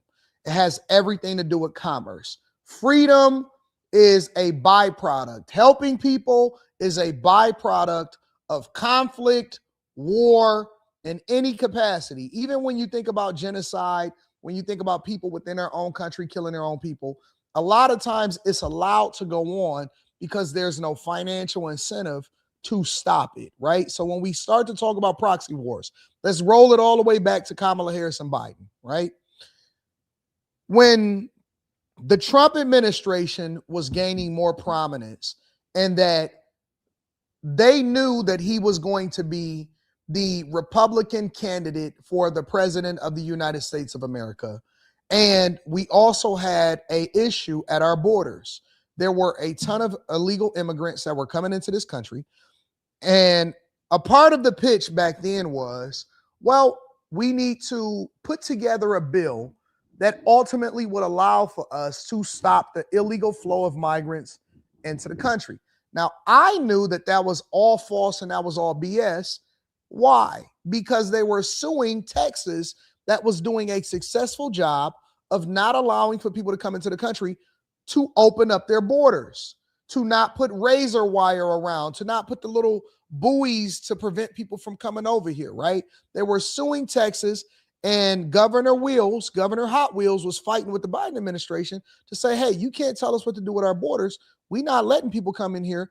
And when they finally start to let people come in, Texas said, well, listen, if y'all gonna force us to let people in the country, they can't stay in Texas, we gonna go ahead. We'd rather send buses instead of eat the charges and eating the cost of having them down in Texas, taking advantage of our schools, our infrastructure, taking opportunities away from people. And so that's when they start to have buses going up to New York, going up to Chicago, going over to Denver, and all this, right? And a part of what was happening is the Biden administration, via Kamala Harris, because she was the border czar, was pitching a bipartisan bill, a part of continuing to fund the federal government, to basically say that national security and border patrols and ICE agents were all going to be a part of this one bill that Republicans ultimately killed. But they were saying in order for us to protect our borders and give Border Patrol and agents more resources and to stop the flow of illegal migrants, we need to package this inside of a deal. Now, why is this relevant in this conversation? Why is this a thing? Because the way that our government is set up is similar to what happened with TSA, right? Remember just a month and a half ago, TSA were not being paid because it was a part of a branch of the government that was national security. So when Democrats decided that they wanted to protest funding the government, this particular portion of the government, it wasn't just borders, it wasn't just any of that stuff. It affected TSA also. And that's when TSA agents start saying, hey, we got to quit, we got to go out of the way, whatever, so on and so forth. And that same bill that was being proposed while Biden was in office, they were saying we needed this funding, but it also had to go over to this. You didn't see funding just go over to trying to protect the borders. They packaged it with more funding going over to Ukraine. They packaged it also with more funding going over to protecting Taiwan.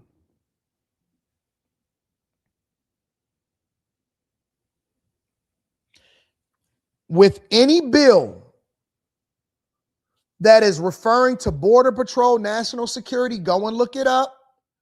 I covered it extensively. They were also making sure that they sent billions of dollars over to Taiwan.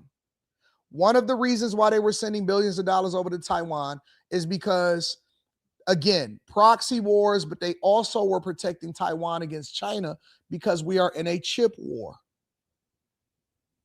We are in a chip war, right? China wants Taiwan not just for the access to what Taiwan is controlling in the shipping canals. China wants Taiwan because Taiwan is the world's leading chip manufacturer.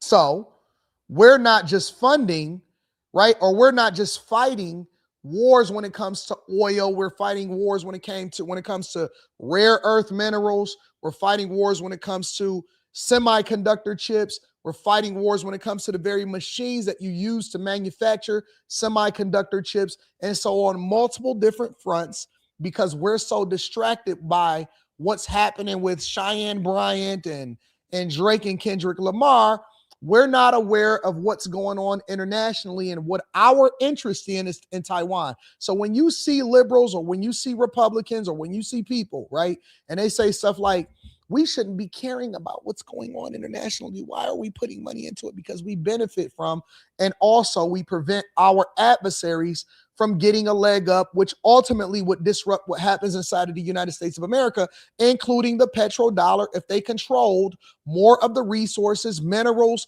oil, all of the above of what's being shipped around the world. The reason why China has so much leverage on what's being sold in Europe and Africa and Indonesia and all of these places is not because they make better cars. It's not because they're better manufacturers. It's not because they're a better country. It's because they're using the leverage of making sure that they corrupt government officials and fund what's happening, whether it be war or whether it be in corrupting people in different countries, to ultimately get a leg hold to say, well, you're going to have to let us sell our cars over here because we gave you money in order to build your infrastructure. We gave you money in order to do this. We gave you money in order to do that. And so now those countries are beholden, and their loyalty is not based off of the fact that they're aligning with BRICS or that they feel like China has a better interest of what happens when it comes to national security. It's because they're beholden to them because they own their politicians.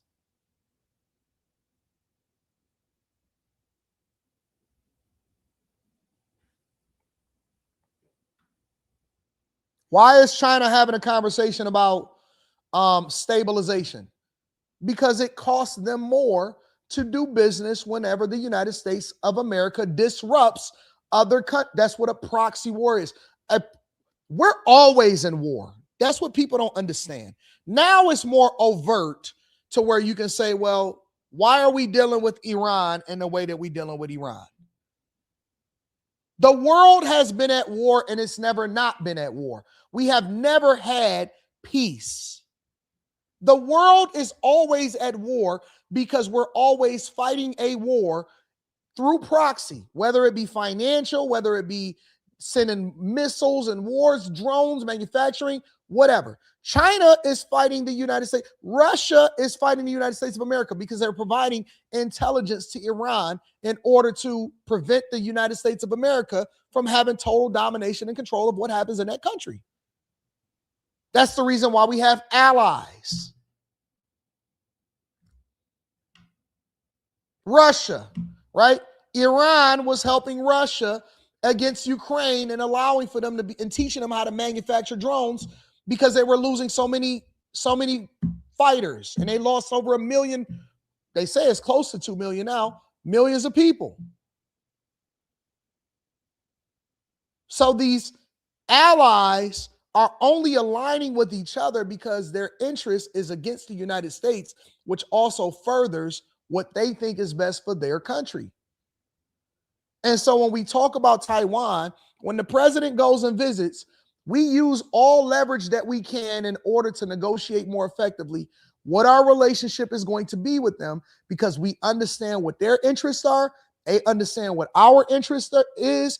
And so it's not necessarily beneficial for us to not do business with them, even though we look at them as adversaries. I'll give you another example, make it a lot simpler for you, right? There are, and I'm not going to say their name because I promise not to say their name, and they promise not to say my name, right?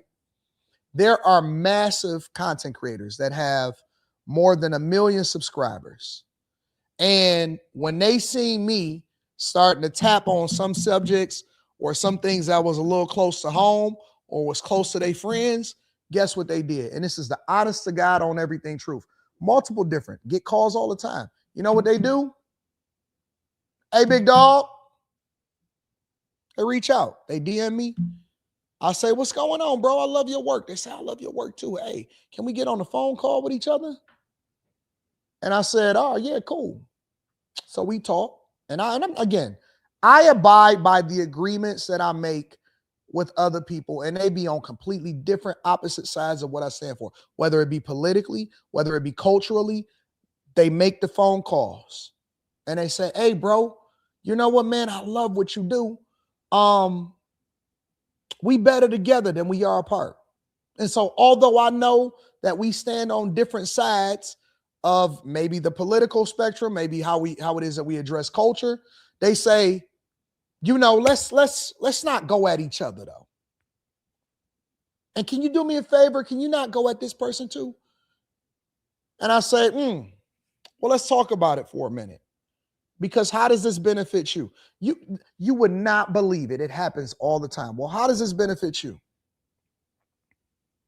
And why is that a thing for me? And so we talk.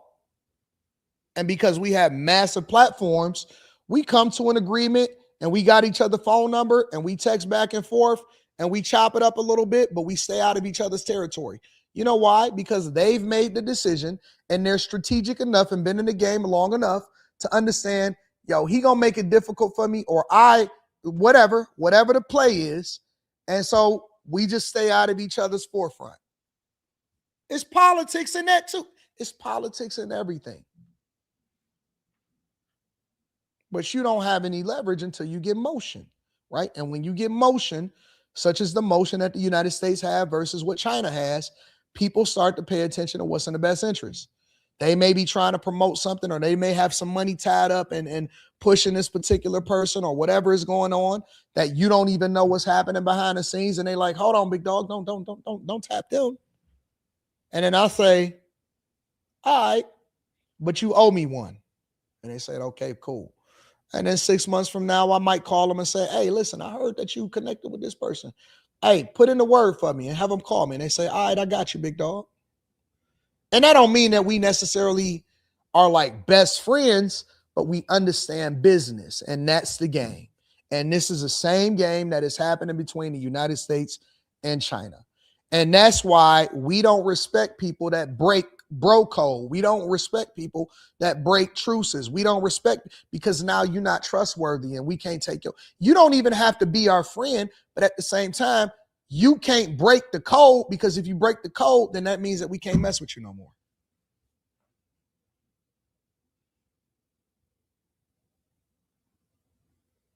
That's the play. That's what China and the United States of America, that's how they moving. And because the Trump administration is so used to being transparent with what goes on and how his administration is moving, y'all think he dumb. You think he flying all the way over there to China and spending a week in Beijing and going to the stairway to heaven because he just dumb. You think that China is rolling out the red carpet because they just dumb and they don't know no better.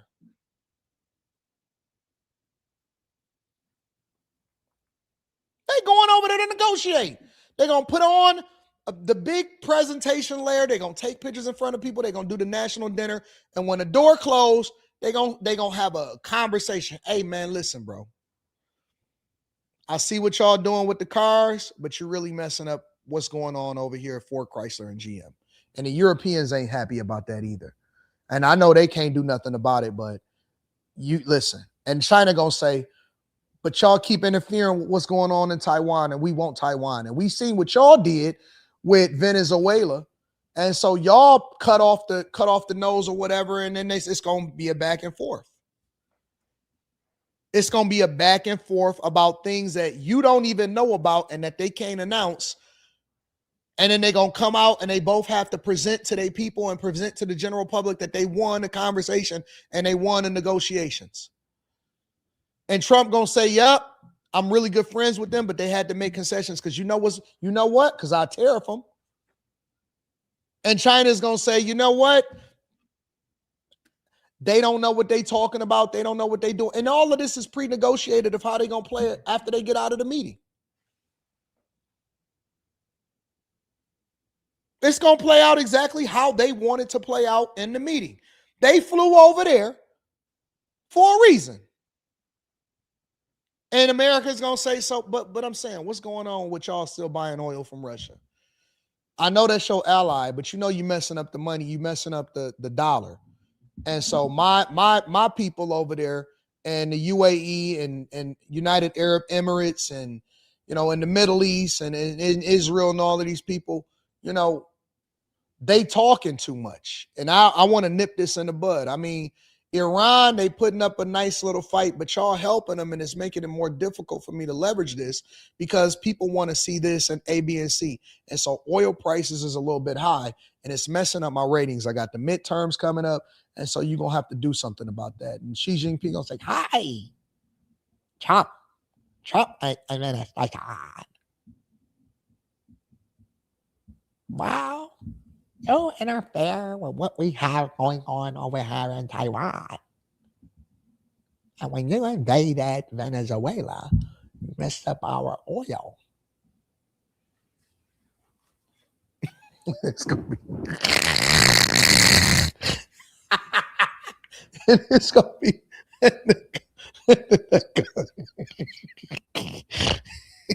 it's going to be a negotiation. Chop. Marco Rubio as over and Venezuela and Cuba. In Cuba, we like Cuban cigars.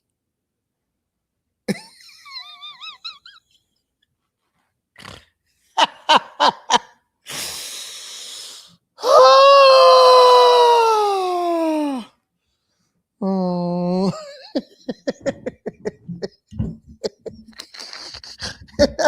So I'm breaking this down. Trump. And so I'm breaking this down from a C student's perspective. I'm breaking this down from a C student's perspective so that you guys can better understand what international politics look like, why we can learn from this, and why we can't just look at we can't just look at things on the surface. I love you too. We can't just look at things on the surface and think that that's the thing that's planned. This is what they showing you. But this behind it, they really making a handshake deal behind their back. In these instances, You have to take off your Republican, your Democrat, your conservative, your liberal hat, because they want us extreme, because being extreme prevents us from being able to objectively think. They want us extreme because we don't think through what this looks like.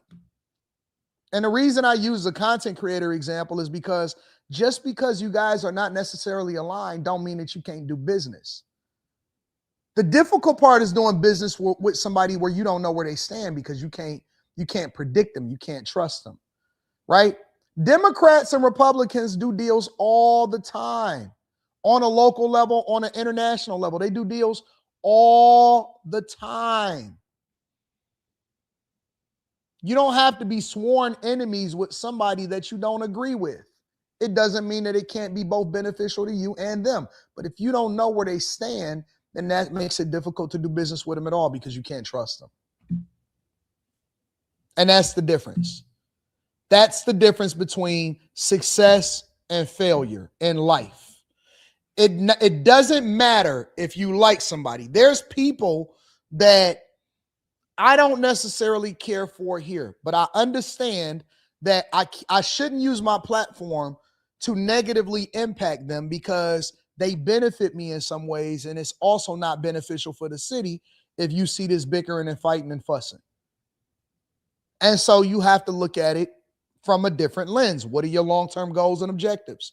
Some of these same people that I may not necessarily care about is also helpful in some ways, because, you know, I have different aspirations and I got to play that card, because I do know that they're going to have a significant political impact on some of my future plans that I might have for the city. So I'm not focused on whether or not I don't like you. I'm focused on whether or not it's going to be beneficial or it's going to hurt me.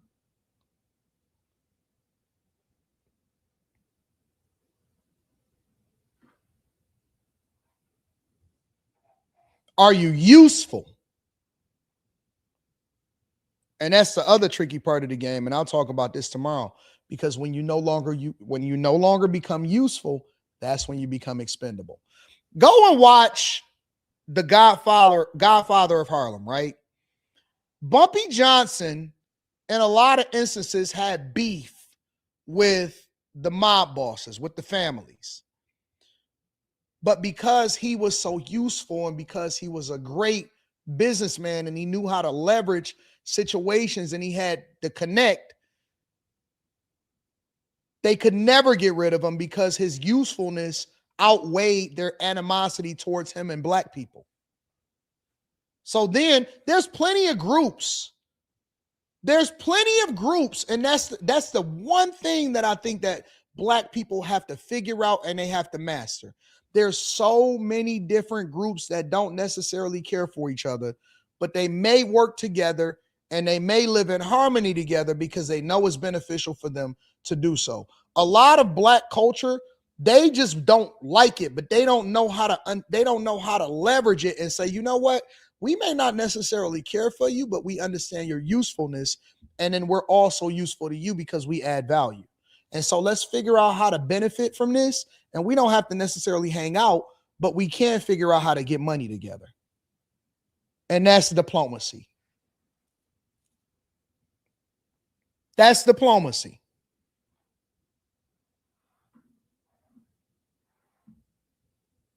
When you're not useful, you become expendable.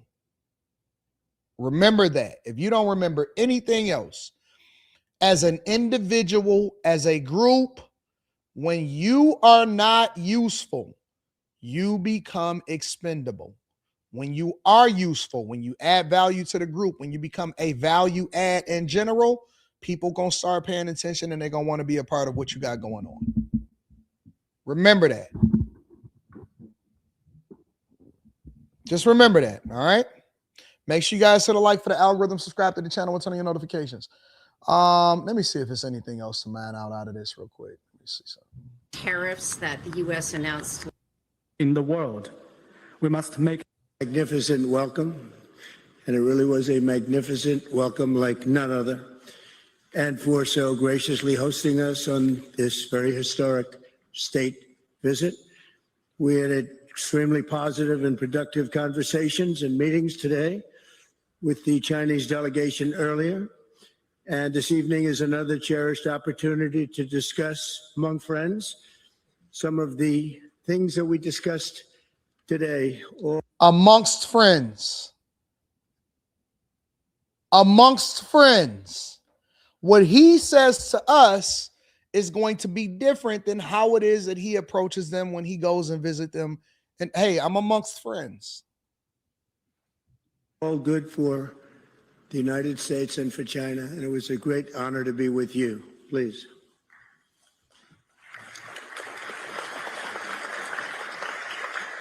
感谢习近平主席。今天我们度过了非常美好的一天。首先要感谢 Trump 习近平 said, 主席 I speak American. I don't speak Mandarin. 这一盛大的欢迎，非常康康进行上早些各位。The relationship between the American and Chinese people goes all the way back to America's founding. The first American consul to China, Samuel Shaw, arrived on the first American trading ship to reach these shores in 1784. The Chinese merchants had a name for the Americans. They called their visions the New People. 2.5 centuries later, that first connection has grown into one of the most consequential relationships in world history. 美国人民和中国人民之间的友谊可以追溯到美国的建国之初。那么，美国的第一任驻华大使萨缪尔·肖先生，在1784年乘坐第一艘美国的商船到达了中国的沿岸。当时中国的商人是这样称呼到来的美国访客，他们将当时到来的美国访客称为一个崭新的民族。250年后的今天，这一个当初的友谊已经慢慢的演变成为当今世界当中最举足轻重的关系之一。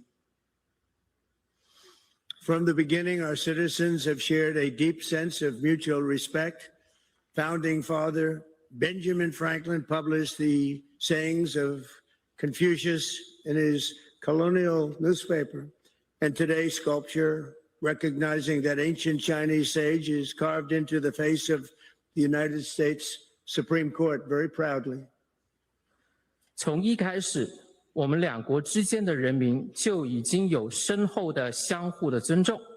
美国的国父本杰明·富兰克林曾经在他的殖民报纸当中刊登了孔子的《论语》，而今天在美国最高法院建筑物的门前，可以说有一个雕刻，这个雕刻就 Admirers of President George Washington gifted a stone tablet honoring his memory to adorn the Washington Monument. It bears the words of a Chinese official who called the great general and statesman a hero among men. 这一种欣赏。All right, we're not gonna keep doing that. Again, make sure you guys hit a like for the algorithm, subscribe to the channel with turn on your notifications. Go to your messages and look at the bar, then side to the left. Go to your messages and look at the bar, then side to the left. Messages bar, side to the left. Messages bar, side to the left. All right. Messages.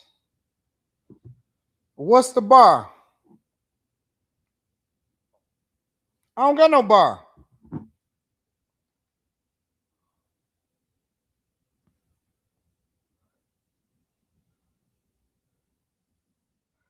I'm telling you that I don't have no bar.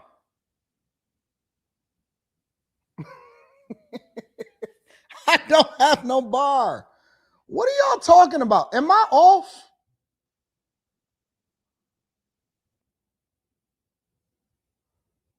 I got general, primary, and requests. General, primary. That's what I got.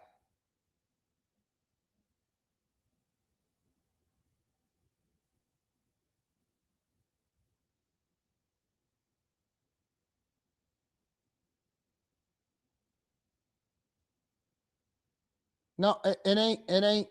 What's to the left? I don't have nothing to the left. I have nothing to the left. There's nothing to the left for me.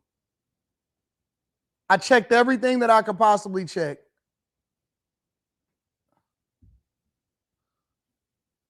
This is a business account. This is not a regular account.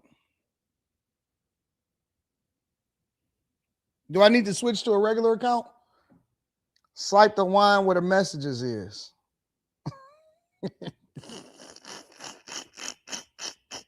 I have clicked on the other tabs. Top requests, all requests.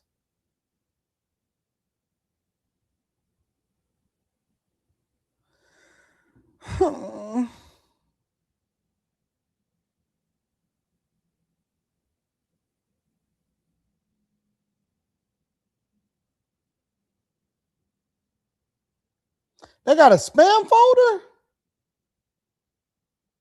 I didn't even know that they had a spam folder.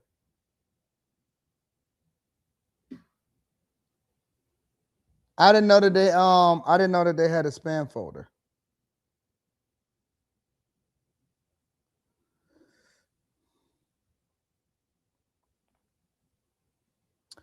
I'm gonna figure it out, bro. Y'all got Androids?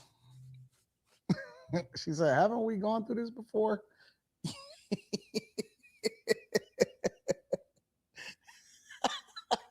Slim. Hey, Slimmy. I told him, I said, I might have a rough night tonight. Cause I'm gonna have to hear it from Slimmy. All Slimmy, let me tell y'all what Slimmy keep texting me. Slimmy just texts me all sixes 100% of the time. That's all Slimmy texts me. That's all Slimmy texts me is sixes. This is when I look at my text messages, this is what I get from Slimmy.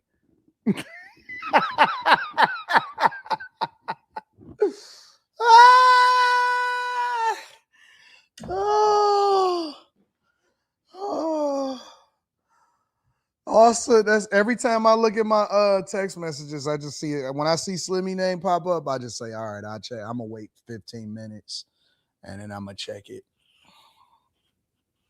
I'm gonna check it later. I don't even want to look at my text messages right now. And then I look to see if it's something important. Then I seen an image is sent. I'm not even gonna look at it right now. I'm not even gonna look at it right.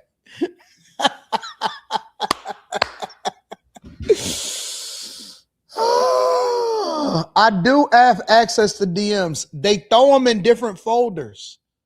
I'm gonna look at my DMs in a minute. I'm not gonna let y'all bully me. Don't bust the trust, big dog. That's what that man said. He gonna get booked. She gonna walk free, says CS Car Wash and Detail Service. The Wade report says Anton, your favorite streamer, Trud the Builder, got arrested. I don't know who that is. I've never watched the stream. Yo, the only person that I've ever watched the stream outside of YouTube, like on Twitch or Kick or something like that, is 2K. I've never ever in my life, and this is the honest to God truth, I've never ever watched anybody stream outside of 2K on a different platform, like on a Twitch or a Kick. I've never watched somebody else's stream in my life. Eric TV says he didn't visit China because he was a half-dead puppet. Mr. Merv says, blue color is water. Water is liquid. Liquid is money. Nick says the Chinese own a lot of Caribbean islands, especially Jamaica. Yeah, a lot of people not familiar with that. Me University says, psst, let me get that yellow for these 2 light blues and 1K. Dean Murray says, just because of the way you broke that down, that dynamic. Thank you, my friend. I appreciate you. Yannick says, give AD his flowers for the lesson. Bet O'Shea won't clip. Yo, listen, God bless to all other content creators and stuff like that. I'm not even on that. I don't know what nobody else got going on. I've been so focused on After Hours and Anton Daniels and the Millionaire Morning Show and traveling and the Bag Chasers, Patreon members. That's the only thing I care about. All this other stuff,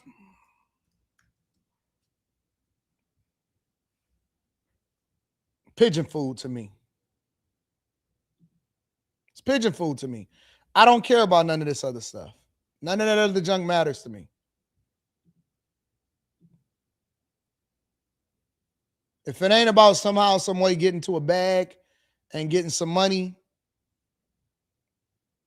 I don't even care, bro. I'm on a whole nother wave.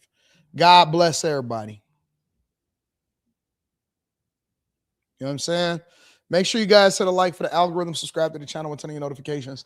Before I get to this other thing really quickly, I want to talk about blue dot fever. Have y'all heard about blue dot fever?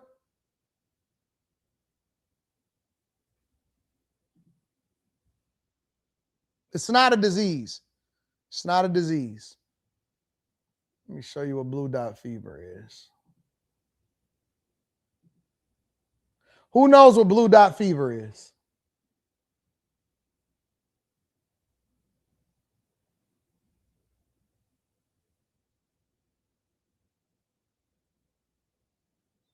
Who knows what blue dot fever is? Yo, cat caught it. Nope. All of you are wrong. All of you are wrong. You're wrong. Pulled a plug, canceling nearly its entire North American reunion tour. In a social media post, the group said it had taken an honest look at the North American run and found the numbers didn't work. The band is not alone. Meghan Trainor and Zayn Malik each canceled their full U.S. arena runs in recent weeks. And just days ago, Post Malone scrapped nearly a third of his North American schedule. What is blue dot fever and why is it spreading? Blue dot fever is when the promoters and the agents that work with artists and musicians look at the seat map for the venues and the concerts where they're scheduled to perform and see lots of empty seats. One big reason, the average primary market concert ticket now costs more than $132, a 38% increase since 2019, almost double the overall inflation rate over. You can only tax people so much for these whack ass concerts. I'm just keeping it 100 with you. You can only tax people so much for substandard performances. I've been paying attention for years to see that very rarely do we actually get decent performers hitting the road anymore. Keeping it 100 with you. What I've been seeing for a long time now is, you know what I've been seeing? I've been seeing old groups from the 80s and the 90s and the 70s are the only ones that's really touring.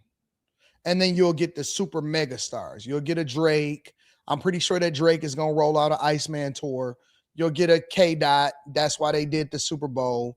You'll get a Beyonce rolling out. You'll get Taylor Swift. She'll go on tour for the next 2 years. But outside of that, that's how I know if these artists really got motion, because I can tell based off of if they actually go outside or if they do a real tour. You know what I'm saying? And so a lot of these people don't have motion. You know what they really need to do? I'm going to keep it real, for real, what they really need to do. People need to build back up their audiences, because the only people that are really touring regularly, like normal size people, they put together these tours that have 100 different groups on them. So if it's not a B2K featuring Bow Wow, Bow Wizzle, the Millennium for the 19th time tour, or, you know, something like that. If it's not that,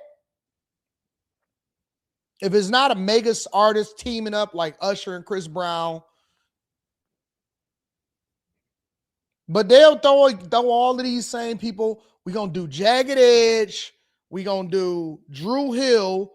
We also going to do Johnny Gill and the team. We're going to do New Edition, and we're going to do Bobby Brown and them. We also going to have Boys II Men, and Bobby Brown be up there looking like a big Oompa Loompa. Tag. That's how they tried to do Michael Jackson. Michael Jackson had so much debt They tried to get Michael Jackson up there. Michael Jackson was old, man. Michael Jackson was old. He was tired and he was old. And so they get up there and they basically throw him on stage because they got to make some money.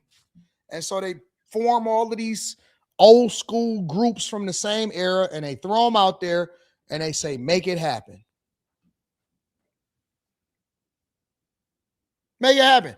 But a lot of these people don't have a true fan base. And so the ones that, in my opinion, that have a true fan base are not the ones that's doing the arena tours. Those are for the mega stars. That's for Drake and K-Dot and all of them. Everybody can't do an arena. And a lot of these groups, they trying to do arena tours and they taxing. They taxing, right? These people need to be doing smaller venues. They need to be doing smaller theaters. They need to be doing, the local spots. The local spots that hold 100, 200, 300 people and hit the streets, hit the tour. Artists need to approach shows the way that comedians approach shows. If you look at Dave Chappelle, even the biggest ones, if you look at Kevin Hart, if you look at all of these people, they don't jump out and just start doing arenas. They work their way through the Chitlin circuit. They go to all of the local comedy clubs. They master what their material is, and then they start expanding it over into theaters. And then they start expanding it over to the Fox Theater and all of these places. And then if it's got enough motion, then if their Netflix comedy special hit hard enough, then they'll actually do an arena tour, and then it'll be big enough in order for them to do that. But that's not what these artists do. They don't want to continue to build up their fan base. They don't want to hit the streets, right? They don't really want to figure it out. And so what they did was they go out there and the Pussycat. Why would we buy, respectfully, why would we buy Pussycat Dolls arena tour? What did they expect? They expected for us to go en masse and say, oh my God, I got to go see Nicole Scherzinger. I'm going to be honest with you. I don't even know if I've listened to a whole Nicole Scherzinger album before. It's a couple artists that's gonna get you there. And it's also because they just so in demand. Sade, people showing up for Sade. You know what I'm saying?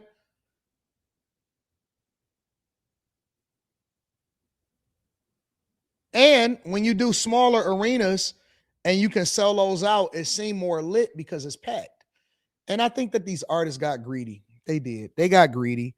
And like any other thing, it's hitting them in their pockets because instead of taking that 10, 15, 20 ball and then doing the after shows, the after parties, go get you another 5 ball, 10 ball to do a walkthrough or go through the club and all of that stuff. Instead of going to get that money and just being on tour for the year, they want to do the arena tour because it's their ego and they think that they can finesse the fans. And it ain't working like that. They need to be hitting the streets. They need to be hitting the streets. It's only a few artists that can sell out everything. Bruno Mars was here for Mother's Day. Bruno Mars went crazy. Bro, that's the only concert that I've seen in recent memory where I've seen every single different type of person. And a lot of times people are too specific to a genre, but I've seen every single different type of person in the streets. I've seen white people, black people, older people, younger people. People were taking their families, their moms, all kind of stuff. And he did Ford Field, which was literally like the biggest place that you can do it. Bruno Mars had this boy on lock. You couldn't get down no streets. It was traffic. I was trying to figure out, I said, man, what is happening down here? Because I know the Pistons is over in Cleveland. Bruno Mars had it shut down. People like Bruno Mars. He makes good music. He's safe. He sings.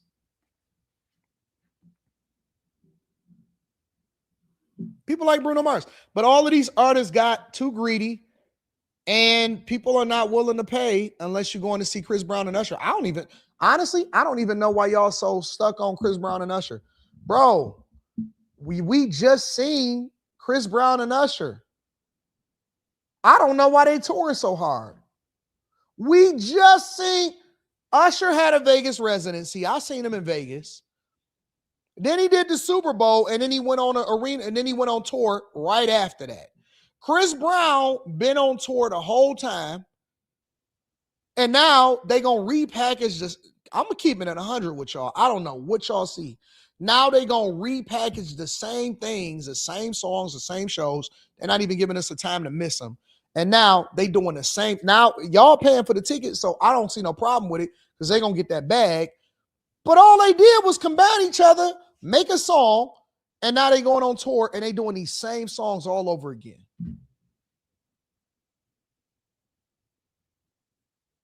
And then they're going to do the meet and greet and charge y'all $2,000 to do a picture.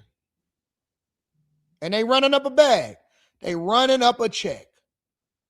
Honestly, I'm like, didn't we just catch Usher and Chris Brown on tour? We just seen them.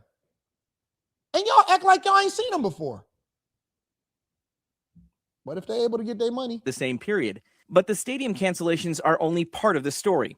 Further down the food chain, smaller artists are feeling the trickle-down effect. Just to keep on smiling. Andy Frasco has built a name for himself on the road, earning a reputation for his wild live shows, but he's feeling the pinch. Is this the hardest moment you've seen for a working touring artist? Yeah, it feels like we have to be more creative now to even get shows. The tours that are selling, Zach Bryan, Taylor Swift, Beyonce share one thing: a devoted fan base willing to open their wallets no matter the cost. These bigger artists are now going to go into the smaller capacity rooms, 500, 2,000, 4,000 people rooms. And it's going to kind of destroy the middle-class musicians because that's their bread. Middle-class musicians. I got news for you, buddy. There's no such thing as a middle-class musician. Either you up or you not. Either you up or you not. I think that the real play, who they need to be studying, they need to be studying Currency. They need to be studying Larry June. They need to be studying Strange Music. A lot of y'all may not be familiar with Strange Music, but get familiar with Strange Music. They need to be studying Boss Man D-Lo. Boss Man D-Lo stay on tour. A lot of these artists think that they need to be studying what's my man name? Kodak Black. Kodak Black stay on tour. Tech Nine, Kodak Black stay on tour. It's some people that don't miss. They don't miss. They stay on tour. They don't have to do the big old venues, but they stay working. Ain't no such thing as a middle-class musician. What's a middle-class musician? Either you good or you not. The Roots, Freddie Gibbs stay on tour, Griselda stay on tour, the Baby stay on tour. All of them stay working. But a lot of those people, but you also got to remember, a lot of those people aren't lazy either.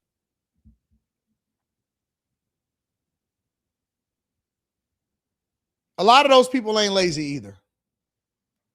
They work. They put out material. They grind. They hustle. They stay on tour. They doing collabs. They doing videos. They doing video shoots. Everybody ain't Drake, bro. Everybody ain't Drake. Real talk. Butter of touring. The trend could be worse here in the U.S. The Pussycat Dolls' European dates are still a go, with several shows already sold out, suggesting American fans may be the ones tapping out first. What does that tell us about the American market? If you don't have enough A-list artists, A-list musicians to sustain it, then you risk having empty seats and empty nights. For now, the math may be simple. Convince fans you're worth it, or risk being left with too many blue dots. What's the next concert? Let me see. Upcoming concerts. And let me tell you what else is happening. They killed the market for resellers too. They killed the market for resellers. Resellers ain't making no money no more because it don't matter no more. All I really see is white artists coming up for the rest of May. June.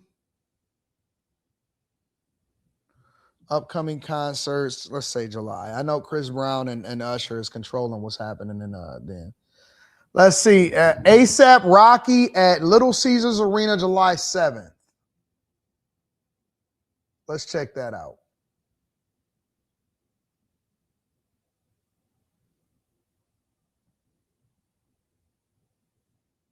ASAP Rocky at Little Caesars.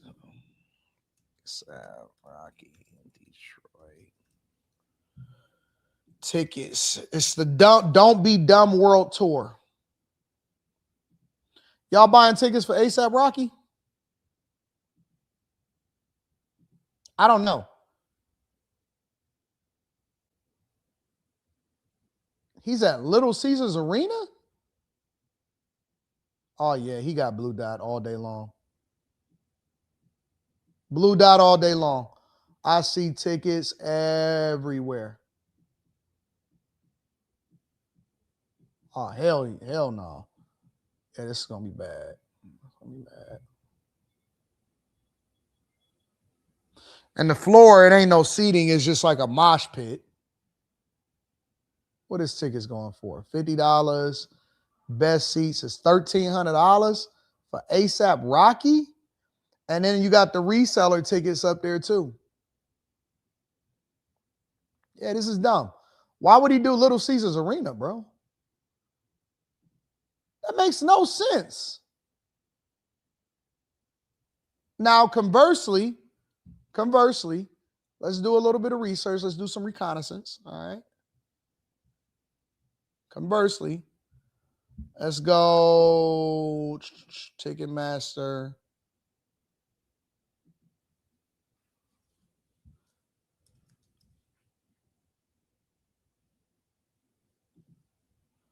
Chris Brown. Why do I got Memphis, Tennessee as my location? Detroit. Fort Field. Let's go find tickets with Usher.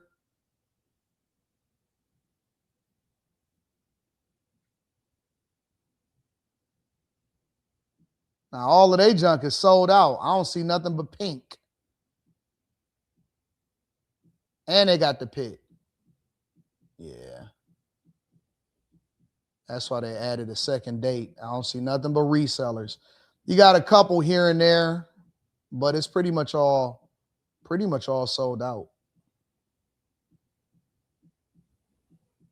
And Ford Field is much bigger. Much bigger than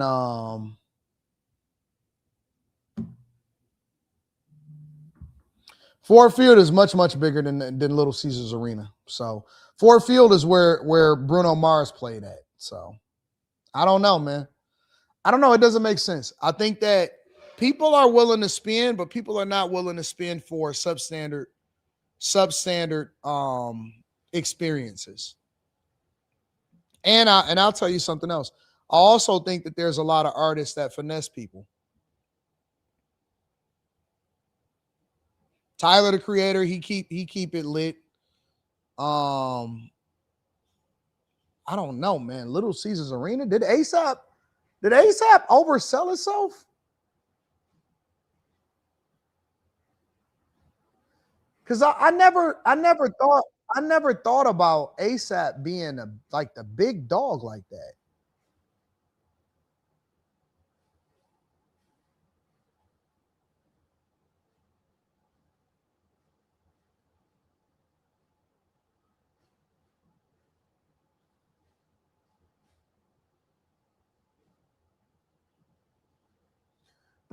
Just a Brown Girl in America says, took mom to see Patty, Stephanie, Shaka, and Gladys for Mother's Day. It was nice, but I don't think it was full. Yeah, a lot of the Just Brown Girl, a lot of the their fans are aging out too. A lot of their fans have already seen them 7, 8 times, 10, 11 times in their lifetime, and they aging out. They're getting tired. Their knees don't work as much. They got a walker now. J.O. Music World says, have you seen the Motown Sports Group is building? What the Motown Sports Group is building by the Metro Airport? It's amazing. It was on Channel 4 News earlier. Let me pull it up.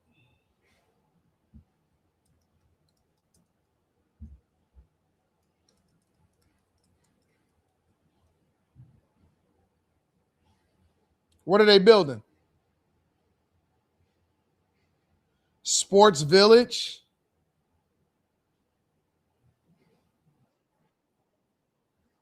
Dollar industry, and Metro Detroit is about to become one of the biggest destinations. This is huge for us, right?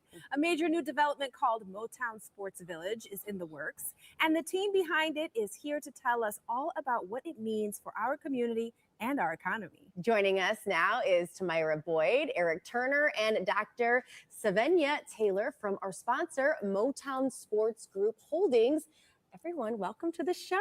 Thank you for having us. Thank you so much. You guys look wonderful. I love the Yes. color coordination. Yes. Thank you so much. All right, well, Tamira, let's start with you. Can you explain the current state and economic impact of youth sports tourism industry? Yes. The youth sports tourism market is booming with $47.1 billion in direct spending in 2024. Families alone spent $40 billion on youth sports. This segment is growing fast due to increased participation and the popularity of club and travel leagues. Yeah, Wow. it's something wholesome for kids to do too. Oh, It's so great for the kids. Let me tell you something, bro. You know what the most expensive thing that I've ever seen in my of what I got to deal with is the spending associated with my daughter. Traveling country to country, city to city, state to state in order for her to compete and doing all of that and the fees and stuff. It's a lot of money. It's a lot of money. Investing in your kid is a lot of money. So I'll look into this later. See what's happening in the street. Shout out to you. Let me see what else is happening in these streets. But then right after that, they telling me that it's that the economy is messed up.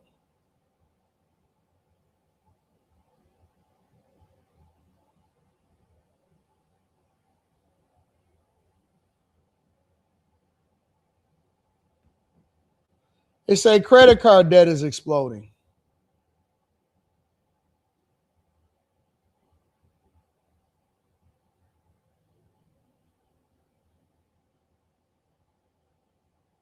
That's what they telling me.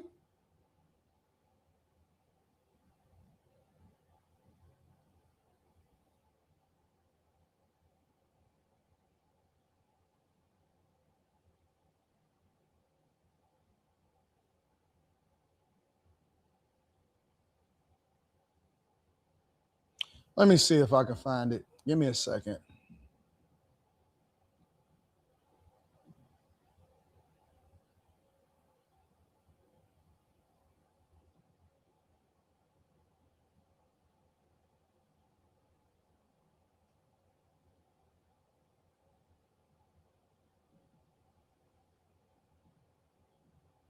Americans are in more debt than ever before. A new report shows U.S. household debt hit an all-time high in the first 3 months of the year.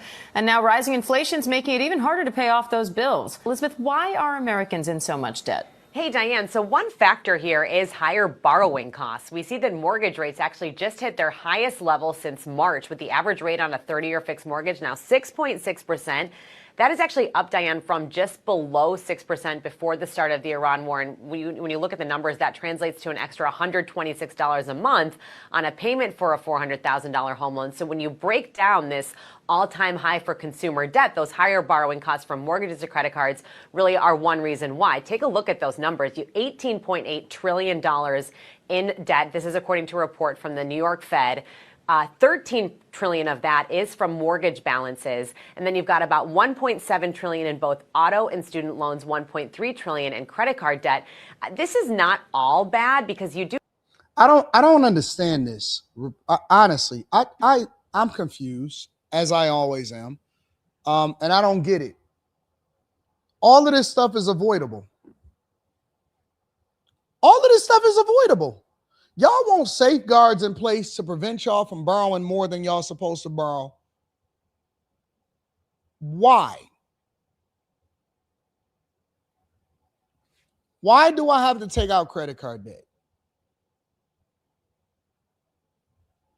Why are we not pushing community college?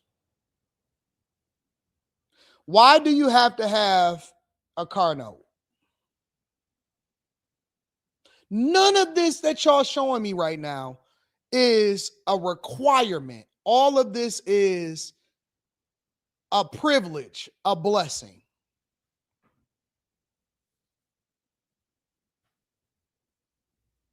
You don't have to have none of this. I got an idea. It's called living within your means and buying based off of what your paycheck has afforded you. I'm confused. I'm confused. All of this, nobody made y'all sign up for it. Nobody made you apply for a credit card. It's a process for that. Nobody made you take out student loans. It's a process for that. Nobody made you go and sign up for a car note at a 14% interest rate that you can't adjust for. It's a process for that. All of this stuff is avoidable.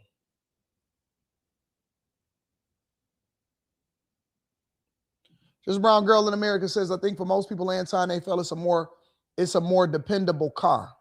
All right. Let me see something. Give me a second. Let me see.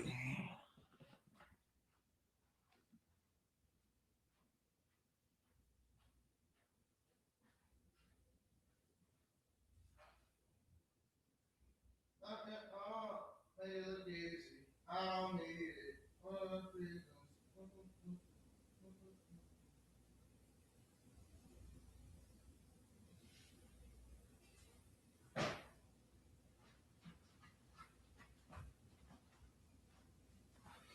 Let's explore that, right?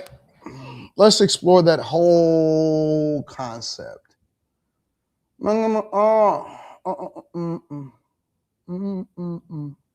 the reason why I'm sharing this information with you guys, because I don't want you guys to be like 17 thinking about getting your dream car. If you don't have the money for it, don't get it. You know what I'm saying?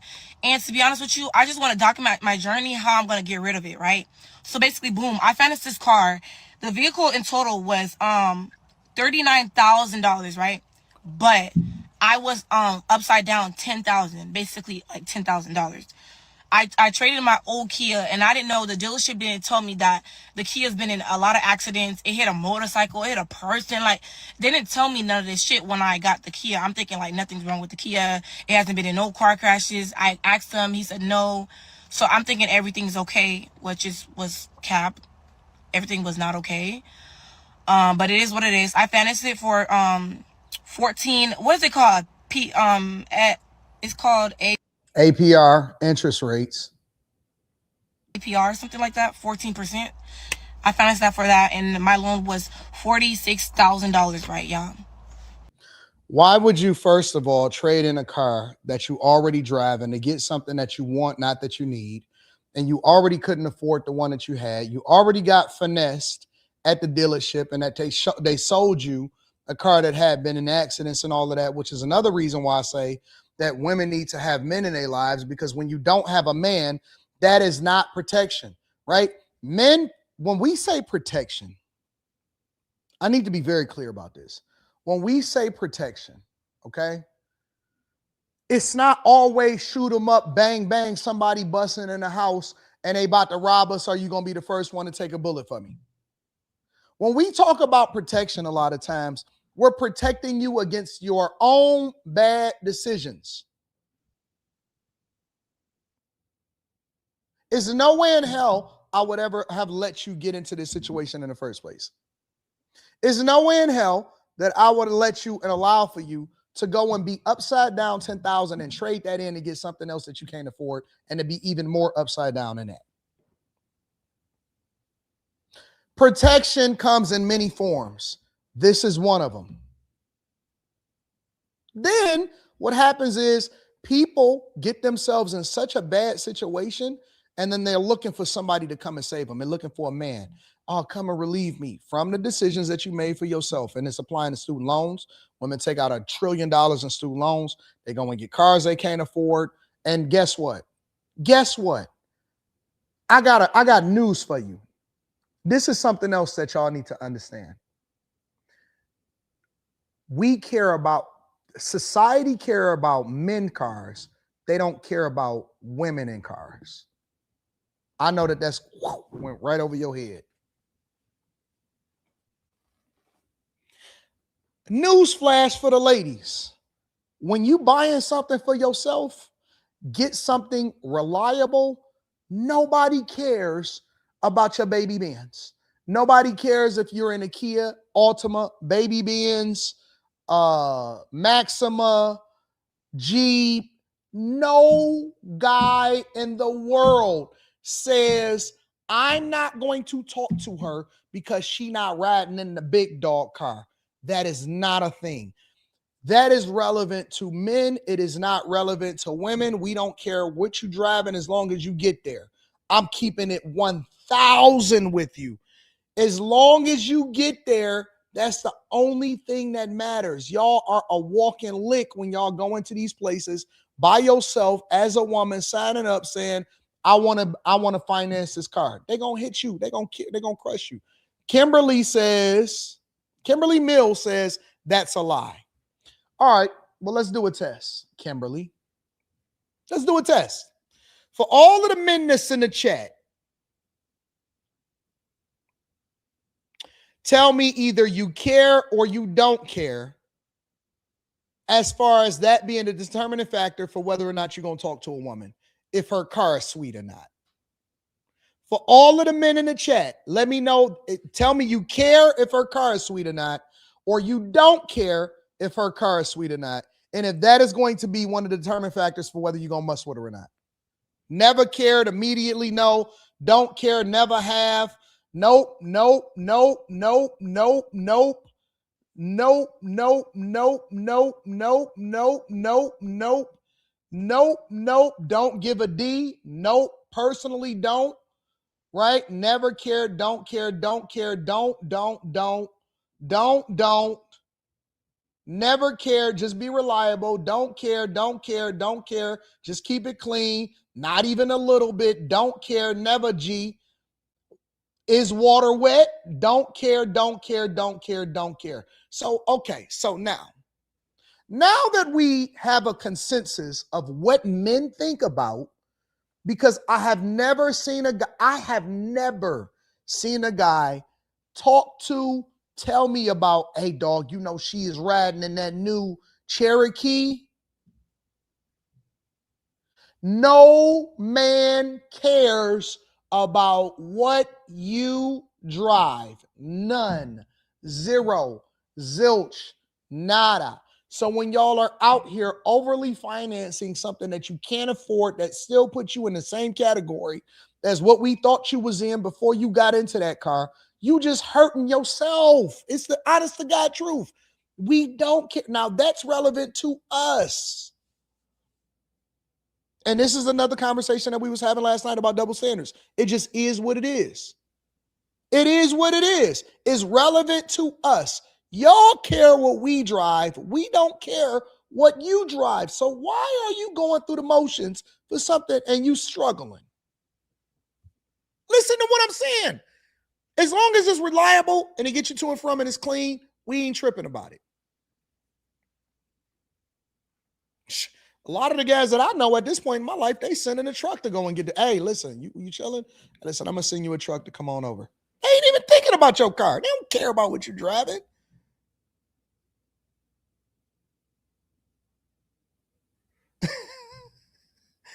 Just Bronco America says, so you saying don't get the new Bronco. If you can comfortably afford it and it's not going to put any kind of impact on something else that you got going on, and you can definitely afford it and you just want a new car, I'm not saying don't get a new car. What I'm saying is if you're getting it thinking that it's going to give you a higher social status, it's not. That works for us. That's not a woman thing. All of the things that get y'all higher social status is free. Unfortunately, flat waist, good attitude, no BBL, not too much makeup, sweet spirit. All of the things that get y'all a higher social status and a standing with us don't even cost money. As crazy as it is.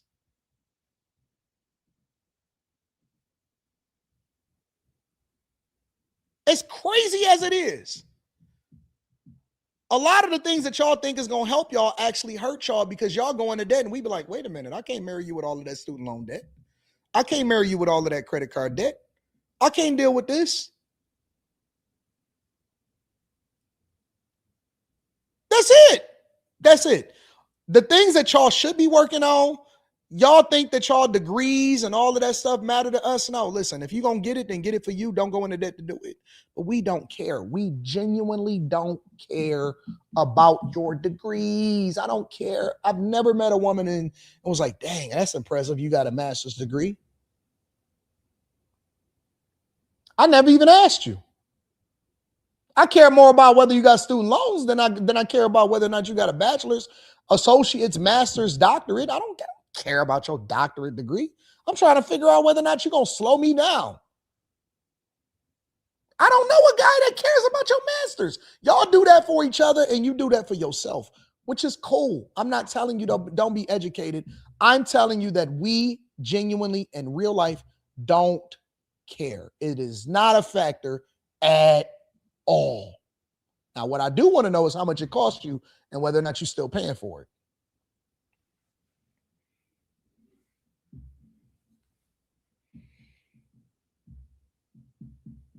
We don't care. It's not a thing to us. Sorry, Anton. No, hold on. Wait a second. Sorry, Anton. I'm always going to drive. Listen, I'm not telling you that you can't drive it. Y'all, I don't want y'all to misunderstand what I'm saying. What I'm saying is if you're doing it for you. It has no impact on whether or not if we messing with you, we messing with you. If we messing with you, we messing with you. If that is cool, cool. But if it ain't feasible, right? Because a lot of times women are biting off more than they can chew, and then they got to suffer as a result of it, then that's a problem. Almost 2 years later, the car is I still have $40,000 on the car. So basically, I've been paying for fucking what? I want to tell you guys, but I don't want to show you guys my VIN number. But like, deadass, y'all, like, this shit is crazy, y'all. It's crazy. Like, how do I show you guys without telling you guys too much? She got a 14%. I see 14.0%, 14.06 AP. She got a 14% interest rate. That's insane. Oh, and she rolled over 10,000. She got a 14% interest rate on a car she can't afford. You know how insane that is?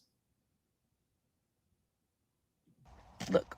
And then y'all gonna try to tell me, no, man, Anton, it's not affordable out here no more. No, y'all making bad decisions.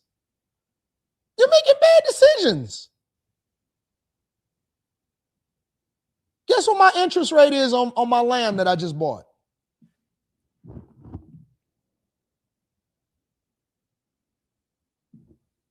I bought the car. I didn't want to do business with I didn't want to help the bank. I bought the car. I didn't want to help the bank.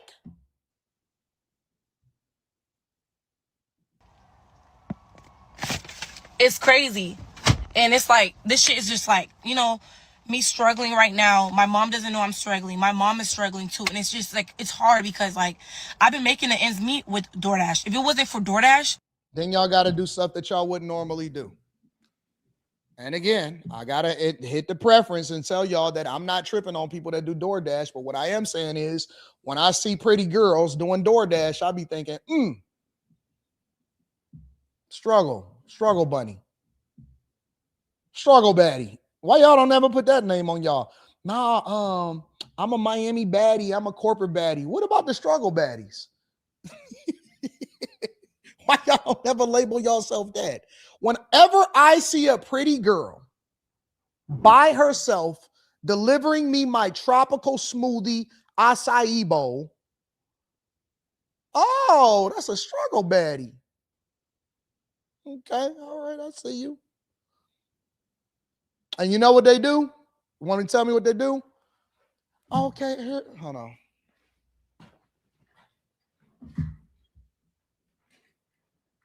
Hi. Is your name, because I always use an alias. Is your name Jason? Here's your Here's your DoorDash. I'd be like, okay, thanks. I appreciate you. Here's your tip. All right, baby girl, I appreciate you. I'll lock the door behind you when you go. Okay. And she go. We show you what happens. This is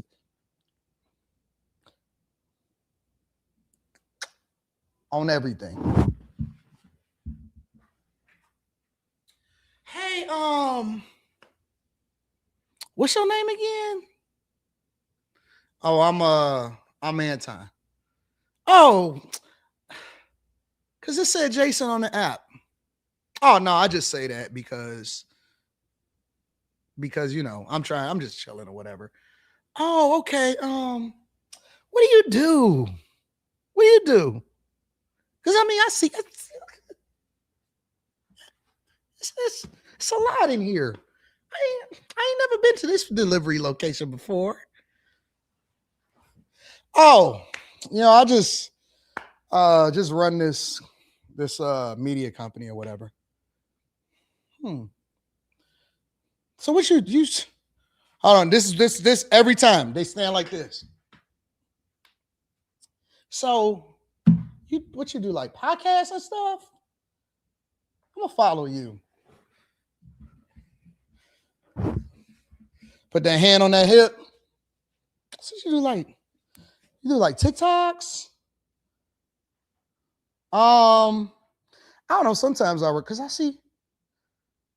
I mean, I know how to talk. Girl, don't you got another delivery? Don't you got another delivery to do? Hold on, let me follow you.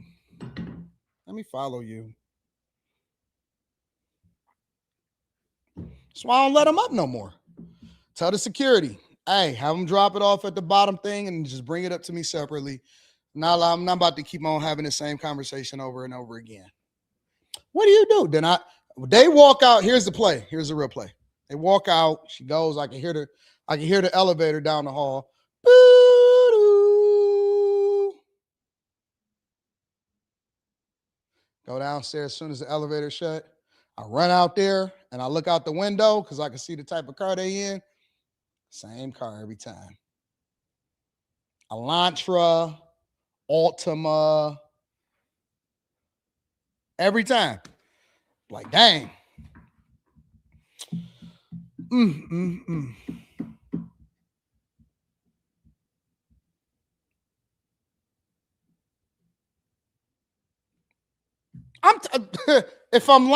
I'm not telling you anything that is the reason why I know this so well.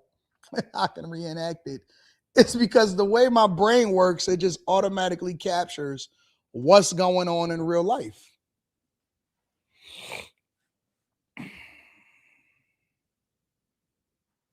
It just automatically captures what's going on in real life. Real talk.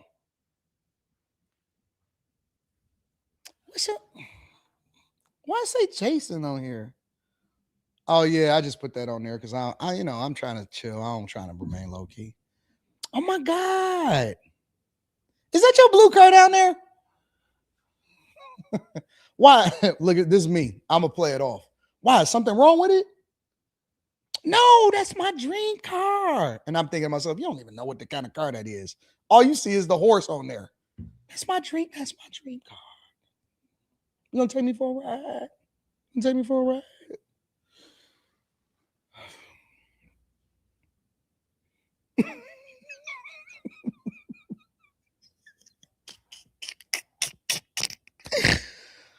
Oh man.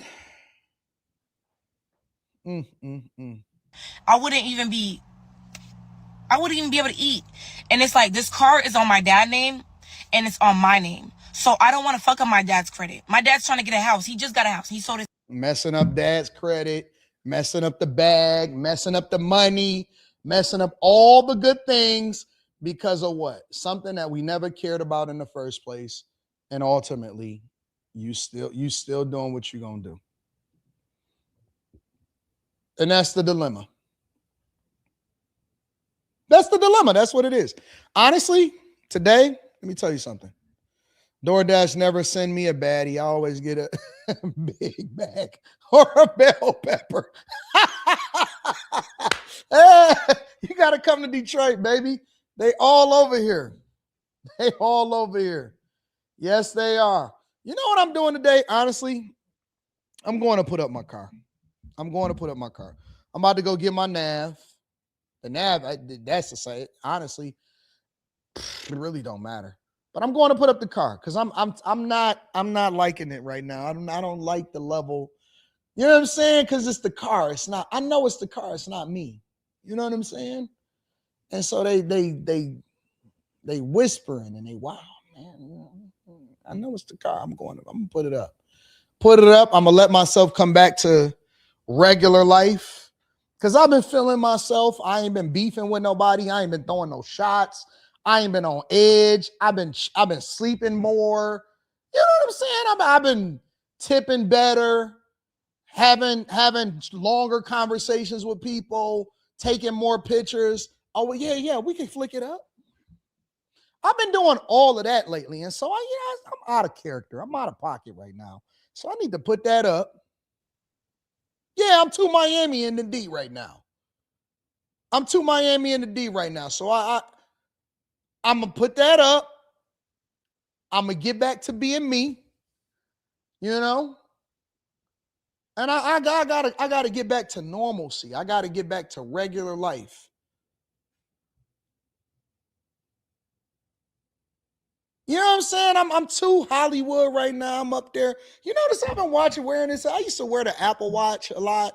Now I'm on this, rose gold kick. Almost went to the store the other day. And I said, man, let me get up out of here, bro. You know what I'm saying? Your car.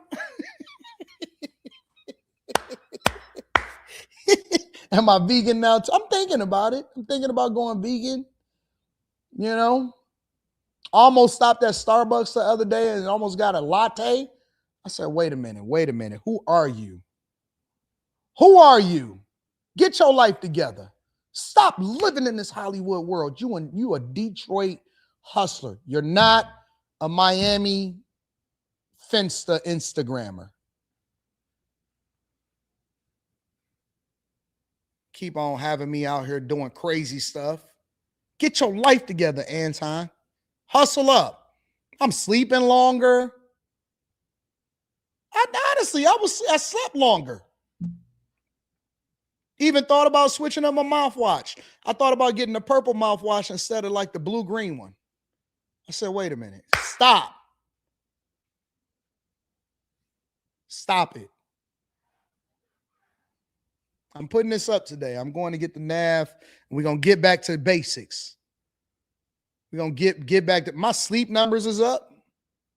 I look better. I smell better. I smell good, but I smell great. I'm rested. My voice is coming back.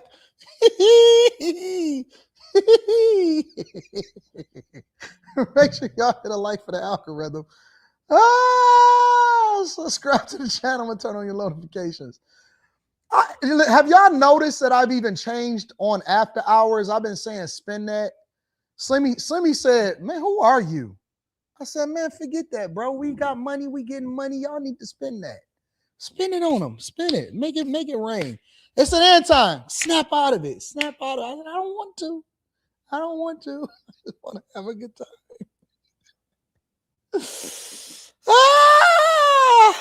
I've been going to the gym. I've been trying machines that I ain't never tried before at the gym.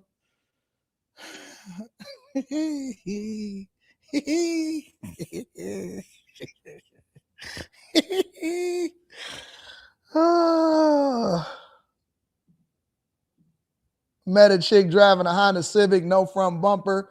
She is pretty and I still went. Facts. Facts. Y'all got to give me some time to get this out of my system, all right? Yannick says Drake want lying about the chicken nuggets. Roscoe P says DoorDash never send me a baddie. I always get a big bag or a bell pepper. The 392Q says, what's next? You're going to use Axe body spray instead of LV cologne. You know what? Honestly, I never considered cologne because I always just believe in soap and water and then that cocoa butter lotion that give you the smell that you want. But I'm considering it. I'm considering it. I think I'm supposed to fly down to Miami to go to Tom Ford, get some fitted for some suits. So we gonna figure that out. Is there anything else that I need to cover before we rock out? Say Americans is leaving the country. And let's look at this one. I want to talk about this one before we go. The number of Americans moving abroad is quickly accelerating. According to the Pew Research Center, an estimated 180,000 U.S. citizens emigrated in 2025. That's the largest migration of U.S. citizens in decades.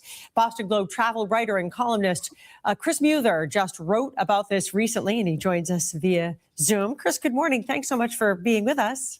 My pleasure. Good morning. Good morning. So before we get into why so many Americans are leaving right now, can you explain how you track numbers like this? I'm going to start rollerblading. It's interesting because it's a bit of a jigsaw puzzle to figure out how many people are leaving the U.S. It's the U.S. doesn't keep track of this. So the only way we can officially keep track is through people who run. What I found. Hold on, let me have this conversation with y'all real quick, because as an international traveler, and I'm gonna go into ABC News and stuff too.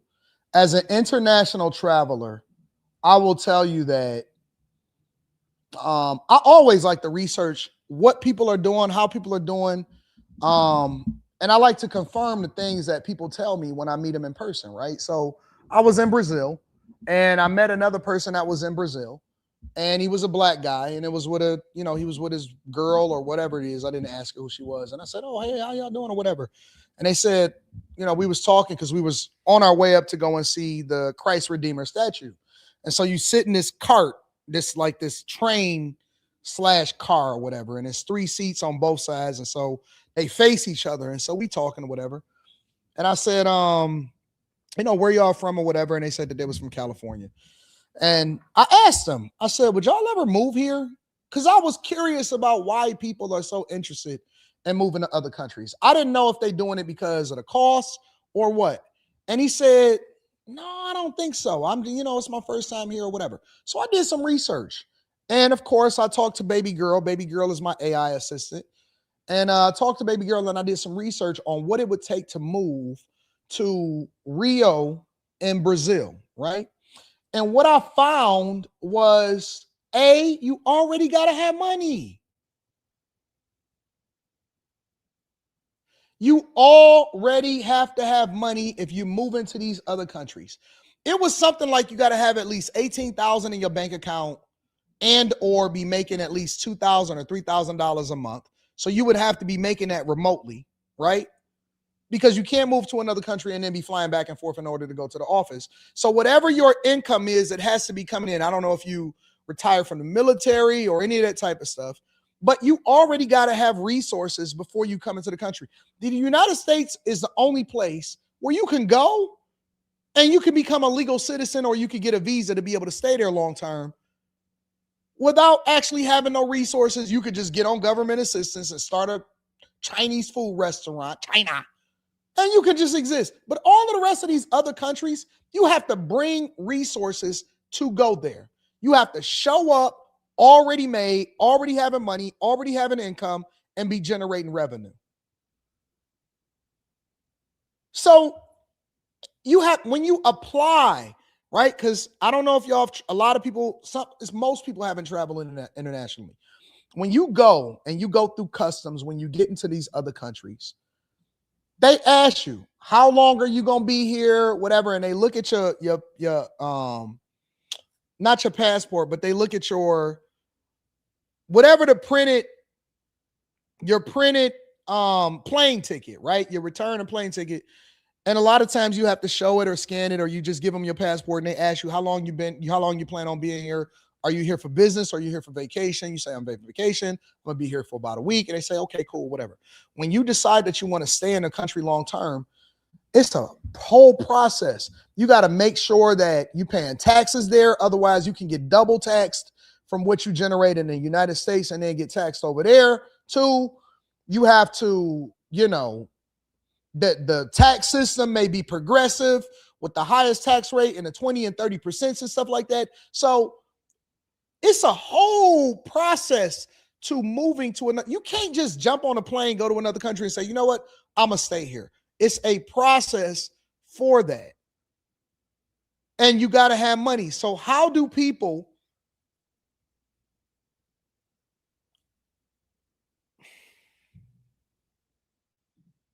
prices, intense demands at work, and even school shootings have many Americans believing that life in another country would be better.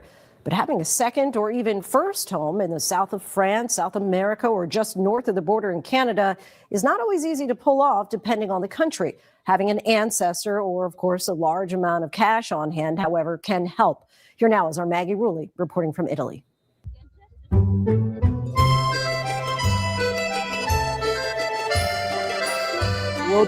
In summer, Florence feels like a living postcard. Sunlight on terracotta rooftops, church bells in the distance, and life unfolding slowly under the Tuscan sun. A growing number of Americans are... And when y'all go to these other countries, a lot of times y'all go to the touristy areas and y'all say, oh my God, this is so awesome, I would move here. When you live there, you're not in the touristy areas. Just like the chat said, if you in the hood here, you're going to be in the hood there. You're not going to be living no extravagant life there and you was living like a pauper here. That's not how it works. choosing to make scenes like this permanent, with applications to live abroad at an all-time high. We meet up with Rob and Kim Murgatroyd, an American family who moved here. Look at them. Look, this is a rich man's game. Either you a military expat, you know, your job sent you over there to be a teacher. Either you go and get a position there and you teach in English. But if you just go in there because, you know what, I just want to go and experience a different place for an extended period of time, you gotta have some money. This is a rich, look at them. They on the rooftop. They're not chilling in the favelas and being in the hood with you smoking cigarettes outside trying to figure it out. These is people that got money. You ain't them. You're not them.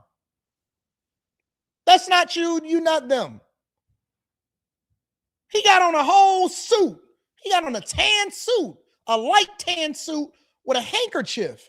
And he got his collars are straight up. He don't even got drunk collars. You know how you can tell when a nigga got money? Let me tell you how you can tell when a nigga got money. When their collars are not drunk, meaning that it's not flapped out like you're a 70s singer, but they're not button-up collars either. That means that it's got a nice, sturdy, strong, quality shirt. The collar don't have to be a button-up, but at the same time, it stays in place and you're just enjoying life. Those are the type of dudes that comb their hair like this.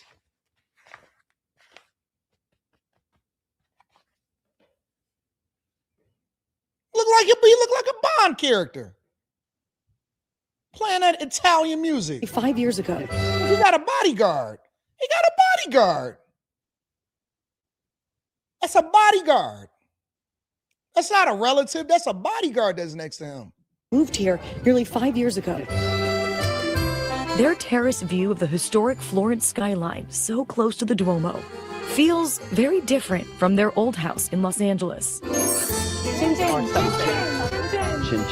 I'm sorry, can we just talk about your life here for a second? Really because I'm pinching myself. This is actually where you guys... Maybe that's her husband. I don't know. Breakfast? I mean, this is it. In 2025, the U.S. saw more people move out of the country than since the Great Depression. In 2024, requests for a foreign passport jumped by 48%. I've been trying to get there. America Ferrera are all finding new homes overseas. Ugh. You can have that whole lineup of people. Because we all know that Ellen DeGenerate, she moved because her reputation had turned into trash here inside of the United States of America. You can listen, that whole roster, that's not inspiration. None of these people that's showing right here is inspiration for me wanting to move outside of the country. All of them is running. And mostly what I like to do is bring my passport. Headlines for it, but for most Americans, getting a second passport is far less glamorous. There are several ways to move abroad. Depending on what route you take, the process can involve a lot need to turn this music off.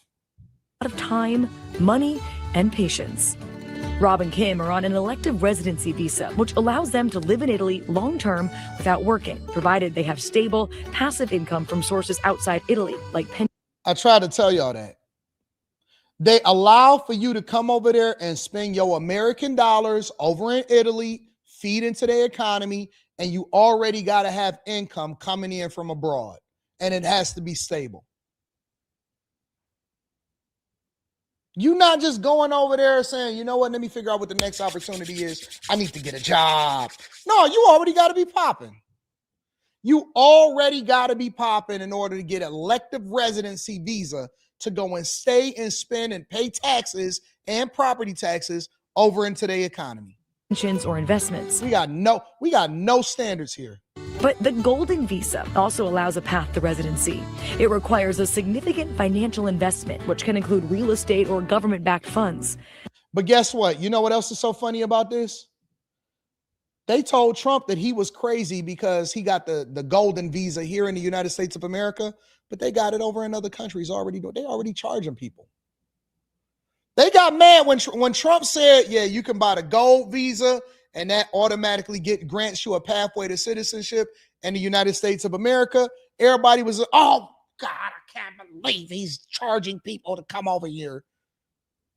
They doing it everywhere already. Trump did it, it was bad, but no, it's cool to go over there. You got to make a whole real estate investment or business investment and fund purchases over into their country, a significant financial investment to even be qualified to get a gold visa. Trump said, hey, man, if y'all want to come over here and y'all just want to do what y'all want to do, then you're going to have to pay the visa price or you're going to have to get in line like everybody else. Oh, God, I can't believe Trump did it again. For the countries that accept these visas, the price can range anywhere from $13,000 in Canada to nearly $10 million in Singapore. Look at that. Can you do the honors? $10 million in Singapore. I can't wait to get to Singapore. I'm going to Singapore and I'm going to go to all of the places that I've seen them on crazy rich Asians go to. I can't wait to, y'all keep on trying to go to Dubai. I want to go to Dubai. You want to go to Dubai? Why? Because all of the Instagram baddies went there and got them a wrench prince to take a dump on them. I want to go to Singapore. I want to go to Singapore. That's where I want to go. I want to go where the crazy rich Asians in the movies went. My pleasure. Michele Capeke is the Italian lawyer who Rob and Kim say was instrumental in making their dream possible. Could you just describe to you're me, a lawyer. what was your life like in America? It was work, and it was getting up early, and there was an unrest that was in me that was brewing, and so I found myself with the house and the cars and the degree, and then going, but I'm not happy. Yeah. He was in California. Before moving to Italy, Rob was a chiropractor, moving with his wife, Kim, and their 5-year-old daughter from New York to Los Angeles during the pandemic. But right before the cross-country move, Rob promised Kim their family could spend a summer in Italy. The trip turned out to be life-changing. So when we went back, Rob dropped right back into that rat race. And I said, you know what? I like you better in Italy. And you're just a different person there.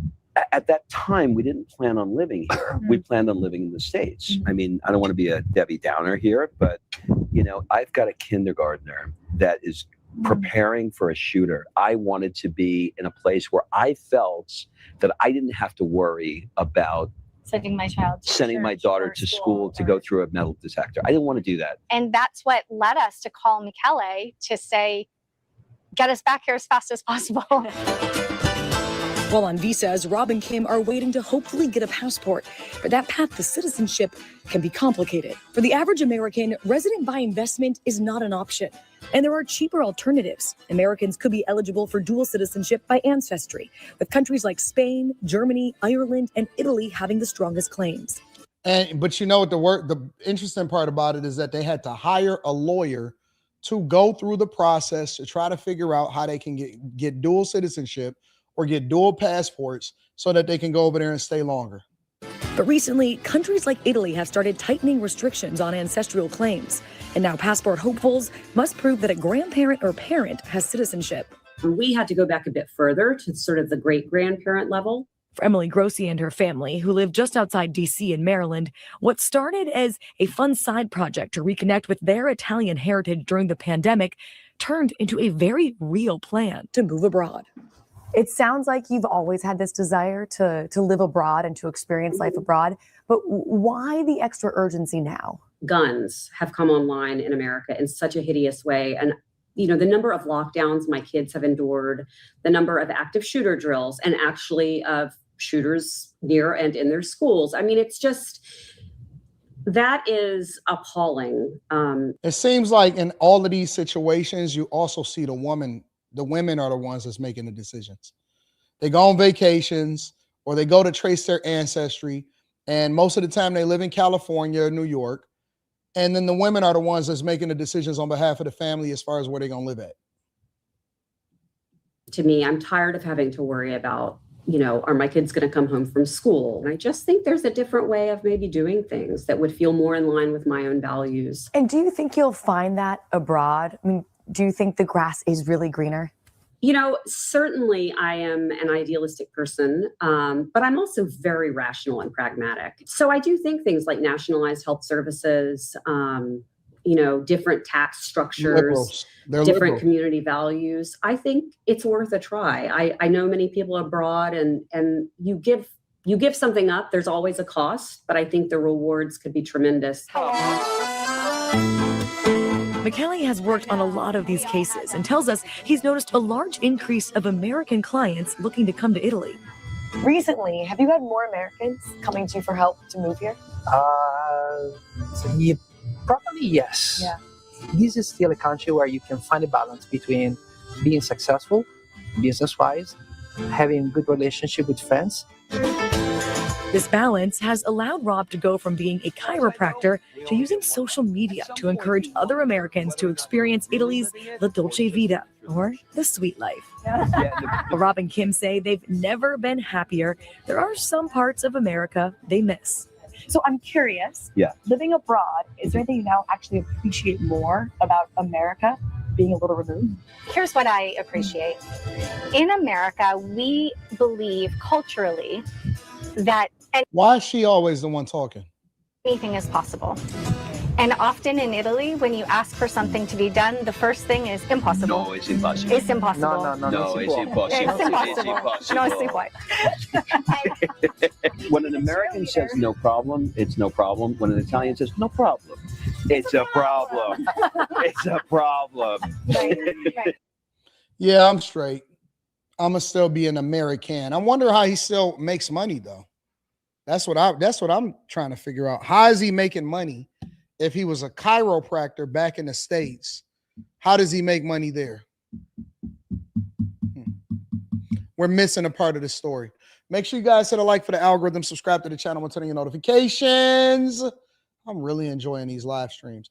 Eric Harris says summer tour. It's the spin that tour. Cutie no, because then all of the guys is gonna be mad at me. Oh man, Anton saying spin that, man. He only saying that because he got money. Cutie executive Emily says the Uber Eats profile will show a decent looking woman, but when they get to the door, you see a middle-aged honey badger with a ponytail or a man. That's a fact. Yo, I just looked at a report. I had that pulled up too. I looked at a report of people were stealing DoorDash. I'll save this for tomorrow. Check this out. I was anticipating talking about this. People are stealing and selling DoorDash, Uber, and Lyft accounts, and they renting them or stealing them online. But I'll share that with you guys tomorrow. Crazy. Cartier says, I used to use hella starch on my drunk collars. Ra, what up? Ra says, I lived in Spain for 6 months, but I was a foreign exchange student, so I had no bills. All right. Well, listen, I got three objectives today. All right. The first one is to make sure that you guys tap into the Patreon. Link is in the description as well as pinned to the top of the chat. The second one is to make sure that y'all tap into after hours tonight so I can hear Slimmy's mouth about the Cavs. And the third one, dang, I just forgot the third one. What was the third one? I don't remember the third one. But what I do know is that I love y'all and I appreciate y'all, and it's been a phenomenal show. We back at it tonight. I love y'all. I'ma holler at y'all later. Peace.